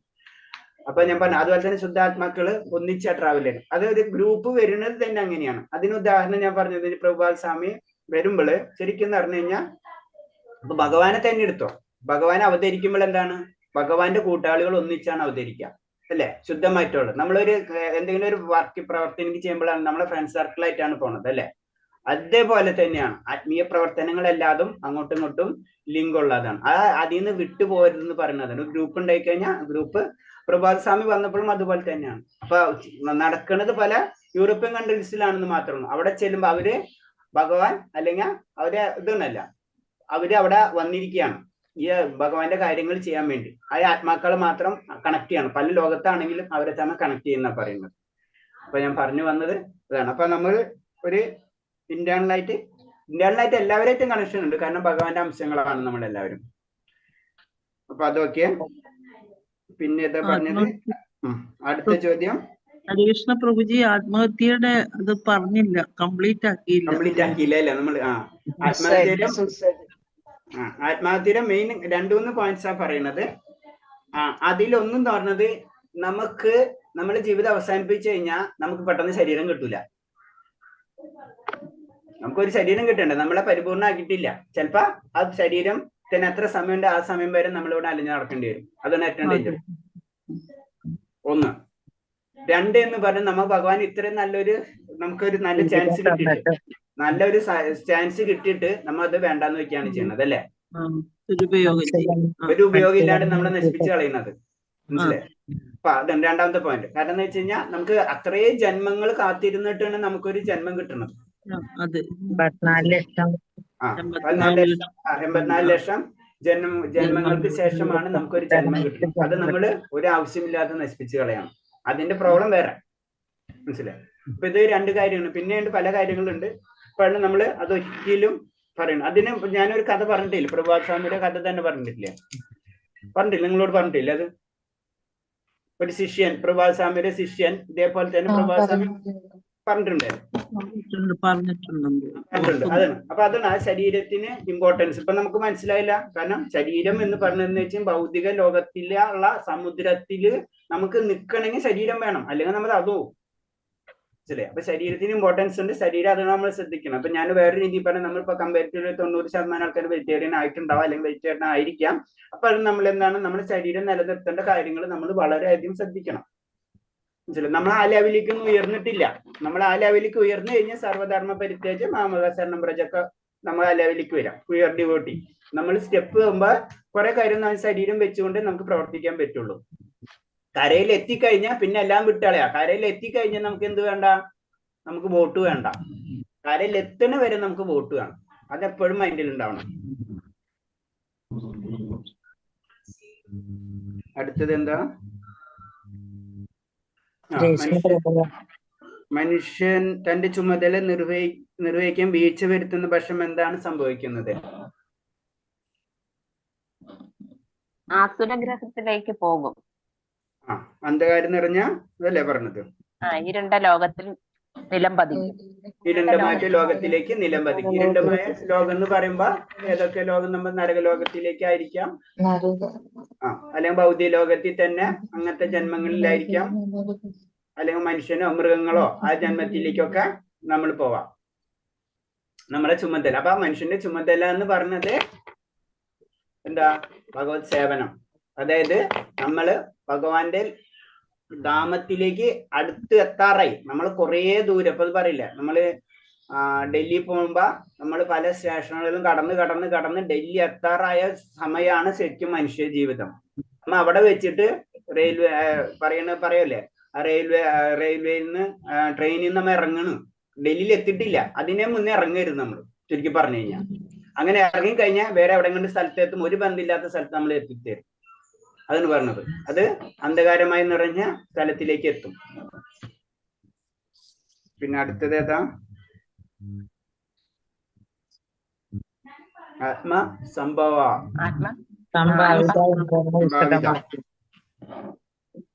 എന്താണ്? മതത്തിന്റെ പരിവേഷം സ്വീകരിക്കാറുണ്ടെങ്കിലും അവരുടെ യഥാർത്ഥ ലക്ഷ്യം ഭൗതികവൽക്കരണം തന്നെയാണ്. ഭഗവത്ഗീത മതത്തിന്റെ പരിവേഷം സ്വീകരിക്കാറുണ്ടെങ്കിലും അവരുടെ യഥാർത്ഥ ലക്ഷ്യം ഭൗതികവൽക്കർഷം തന്നെയാണ്. ഭഗവത്ഗീത അത്തരം വ്യക്തികളെ ആത്മസംഭാവിത എന്ന് ശകാരിക്കുന്നുണ്ട്. ഇതിനർത്ഥം വഞ്ചനയുടെയും സ്വന്തം ധനശേഷിയുടെയും സ്വാധീനത്തിൽ അജ്ഞരായ ജനങ്ങളുടെ വോട്ടുകളിൽ കൂടി അധികാര സ്ഥാനത്തെത്തിയതിന്റെ അടിസ്ഥാനത്തിൽ മാത്രമാണ് അവർ മഹാന്മാരായി മുദ്ര കുത്തപ്പെടുന്നത്. അത്തരം വ്യക്തി ആത്മസംഭാവിത എന്ന് സഹായിക്കുന്നുണ്ട്. ഒന്നുകൂടെ പറഞ്ഞത്,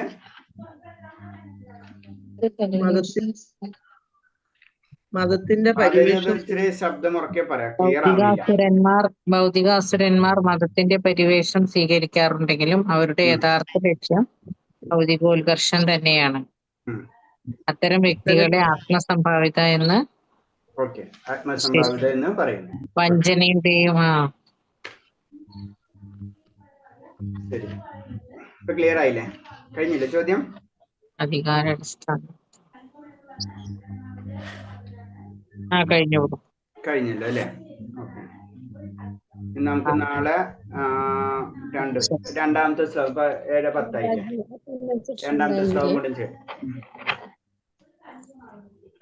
ആത്മസംഭാവിത ഒന്ന് കാണിക്കൂ, സ്ലൈഡ് കാണിക്കൂ. സ്ലൈഡിൽ വന്നിട്ടില്ല ഡയറക്റ്റ് ആയിട്ട്. ഞാൻ അതൊന്ന് നോക്കിയത് ഇതില് അങ്ങനെ ഒരു കറക്റ്റ് ഇതില് വന്നിട്ടില്ല. പറയൂ എന്താണെന്ന്. അല്ലേ പറഞ്ഞത്? മാതാജി പറഞ്ഞൊന്നും പറ്റിയത് ഞാൻ ശ്രദ്ധിച്ചില്ല. അത്ര ഭൗതികാസുരന്മാർ മതത്തിന്റെ പരിവേഷം സ്വീകരിക്കാറുണ്ടെങ്കിലും അവരുടെ യഥാർത്ഥ ലക്ഷ്യം ഭൗതികോത്കർഷം തന്നെയാണ്. ഭഗവത്ഗീത അത്തരം വ്യക്തികളെ ആത്മസംഭാവിത എന്ന് ശകാരിക്കുന്നുണ്ട്. മനസ്സിലായില്ലേ മാതാജിക്ക്? കാരണം എന്ന് വെച്ച് കഴിഞ്ഞാല് നമ്മള് പല കാര്യങ്ങൾ ചെയ്യുന്നുണ്ടെങ്കിൽ ലക്ഷ്യം നമ്മൾ എന്തായിരിക്കണം? ഭഗവാനിലായിരിക്കണം. ആ വ്യക്തിയിലാണ് ആത്മസംഭാവിത എന്ന് പറയുന്നത്. വഞ്ചനയുടെയും സ്വന്തം ധനശേഷിയുടെയും സ്വാധീനത്തിൽ അജ്ഞരായ ജനങ്ങളുടെ വോട്ടുകളിൽ കൂടി അധികാര സ്ഥാനത്തെത്തിയതിന്റെ അടിസ്ഥാനത്തിൽ മാത്രമാണ് ഇവര് മഹാന്മാരായി വ്യക്തികളെയാണ് മഹാത്മാക്കളിൽ വ്യക്തികളെയാണ് ആത്മസംഭാവിത എന്ന് പറയുന്നത്. അതായത് അവര് പല കാര്യങ്ങളും, ഇപ്പൊ ആചാര്യന്മാരെ കാര്യം ചിന്തിച്ചാൽ മതി. അവര് പല കാര്യങ്ങളും ചെയ്യുന്നുണ്ടാവും. നമ്മൾ അവരെ ഭൗതികമായിട്ട് ചിന്തിക്കാൻ കഴിയില്ല. അവരുടെ ലക്ഷ്യം ഭഗവാനായിരിക്കും. ഇതിൽ മനുഷ്യജന്മം കേവലം സാമ്പത്തിക പ്രശ്നങ്ങൾ പരിഹരിക്കുന്നതിനായി മാത്രമുള്ളതല്ല, മറിച്ച് പ്രകൃതി നിയമങ്ങൾ നമുക്കുമേൽ ഏൽപ്പിക്കുന്ന എല്ലാ ഭൗതിക പ്രശ്നങ്ങളും പരിഹരിക്കാനുള്ളത് കൂടിയാണ്. ഇതാണ് ഇതിന്റെ ചുരുക്കം. അത് വേറെയാണോ?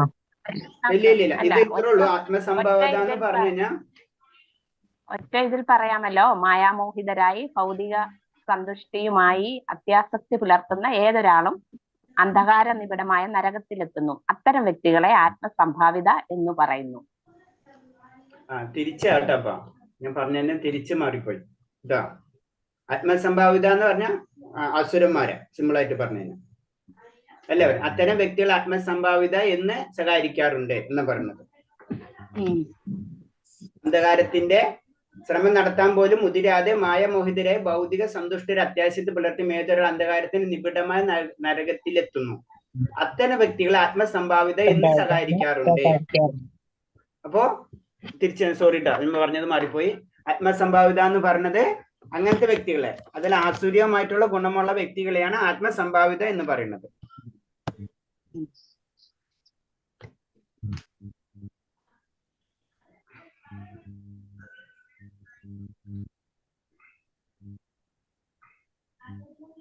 ഓക്കെ, വേറെ എന്തെങ്കിലും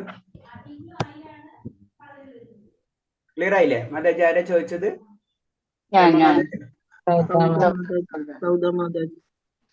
മാതാജി ക്ലിയർ ആയില്ലേ മാതാജിക്ക്?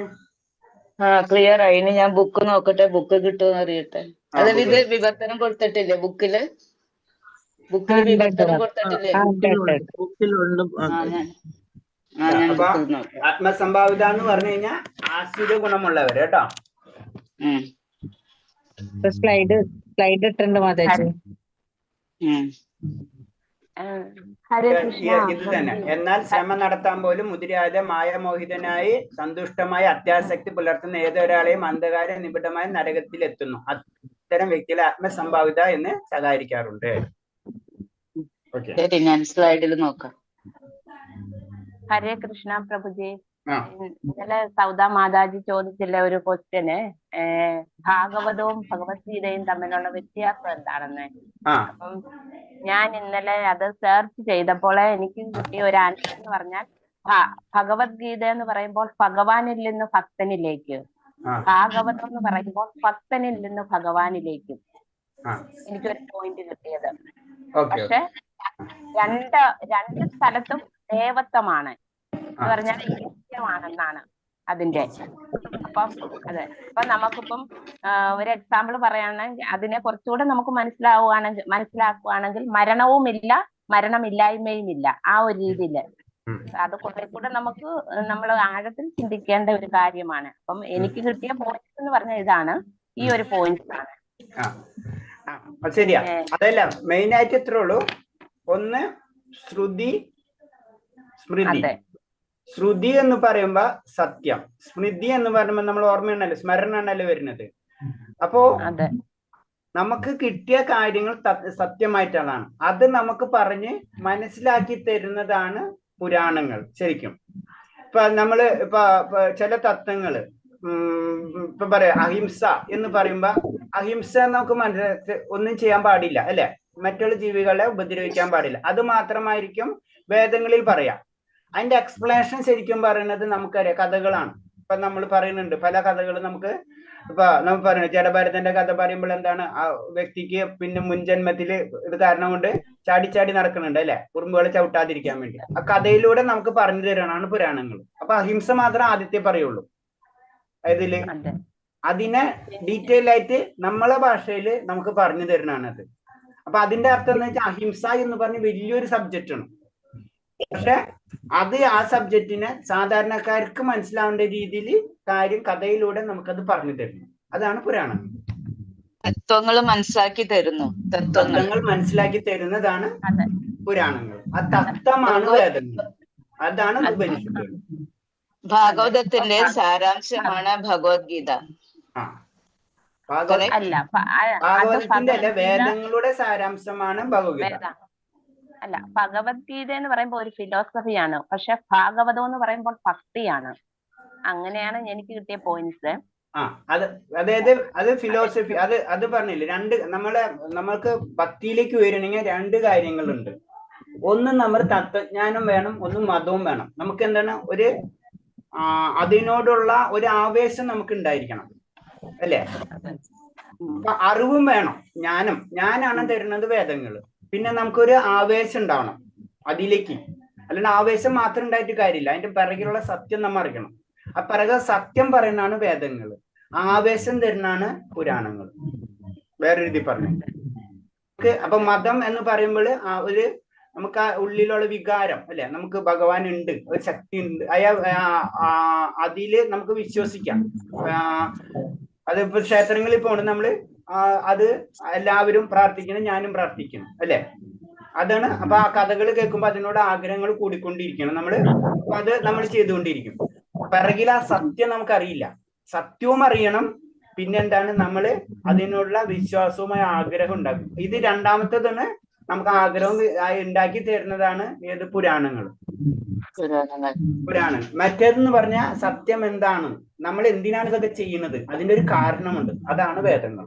വേദത്തിലൂടെ അത് പറഞ്ഞു തരുന്നത്. ഇത് നമ്മള് പ്രാക്ടിക്കൽ, അത് തിയറി ചുരുക്കി പറഞ്ഞു. അപ്പൊ ഇത് രണ്ടും കൂടി ഉണ്ടായാലോ, തിയറിയും പ്രാക്ടിക്കലും ഉണ്ടായാലോ നമ്മൾ വിജയിക്കുള്ളൂ. ഇപ്പൊ നമ്മുടെ നാട്ടിലെ മെക്കാനിക്കൽ വർക്ക്ഷോപ്പില് അവര് റിപ്പയർ ചെയ്യുന്നുണ്ടാവും അല്ലെ, അവർക്ക് ചിലപ്പോ അതിന്റെ ബേസിക് റീസൺ അറിയില്ല.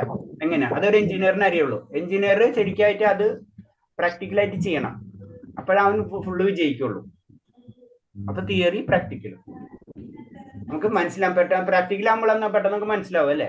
തിയറിയിൽ നമുക്ക് പെട്ടെന്ന് മനസ്സിലാവില്ല. പറഞ്ഞ് മനസ്സിലാക്കിയത് എന്തോ അത്തരം ബുദ്ധി വേണം തിയറി മനസ്സിലാക്കണം. ഒരു എക്സാമ്പിൾ, ഒരു മോട്ടോർ സൈക്കിളിന്റെ അതിന്റെ എഞ്ചിനെ പറ്റി പറഞ്ഞു തരുന്നിരിക്കാം. അപ്പൊ എന്താണ് ആദ്യത്തെ കേസ്, എന്താണ് എഞ്ചിനെ പറ്റി നമുക്ക് പറഞ്ഞു തരുന്നുള്ളൂ, അത് എന്താണെന്ന് നമുക്ക് മനസ്സിലാവില്ല. ഇത് പ്രാക്ടിക്കലായിട്ട് എഞ്ചിൻ തുറന്ന് കാണിച്ചു തരും നമുക്ക്. അപ്പൊ സാധാരണക്കാർക്ക് പെട്ടെന്ന് ഈസി ആയിട്ട് മനസ്സിലാക്കിയതാണ് കണ്ട് പ്രവർത്തിക്കും. അതേപോലെ തന്നെ പുരാണങ്ങൾ. ക്ലിയർ ആയില്ല മതി? ഓക്കെ, ഹരേ കൃഷ്ണ. അപ്പൊ നമുക്ക് നിർത്താം. ഓക്കെ, വഞ്ചകൽപരൂപേച്ച കൃപാസന്ധ്യാവേച്ച പതിനാം പാവനേഭ്യ വൈഷ്ണവേഭ്യ നമാനന്ദകോടി വൈഷ്ണവ ഭക്തർക്ക് ഗുരുദേവ്. ഹരേ കൃഷ്ണ. എല്ലാവർക്കും ഹരേ കൃഷ്ണ പ്രഭു. ഹരേ കൃഷ്ണ. ഹരേ കൃഷ്ണ. എല്ലാവർക്കും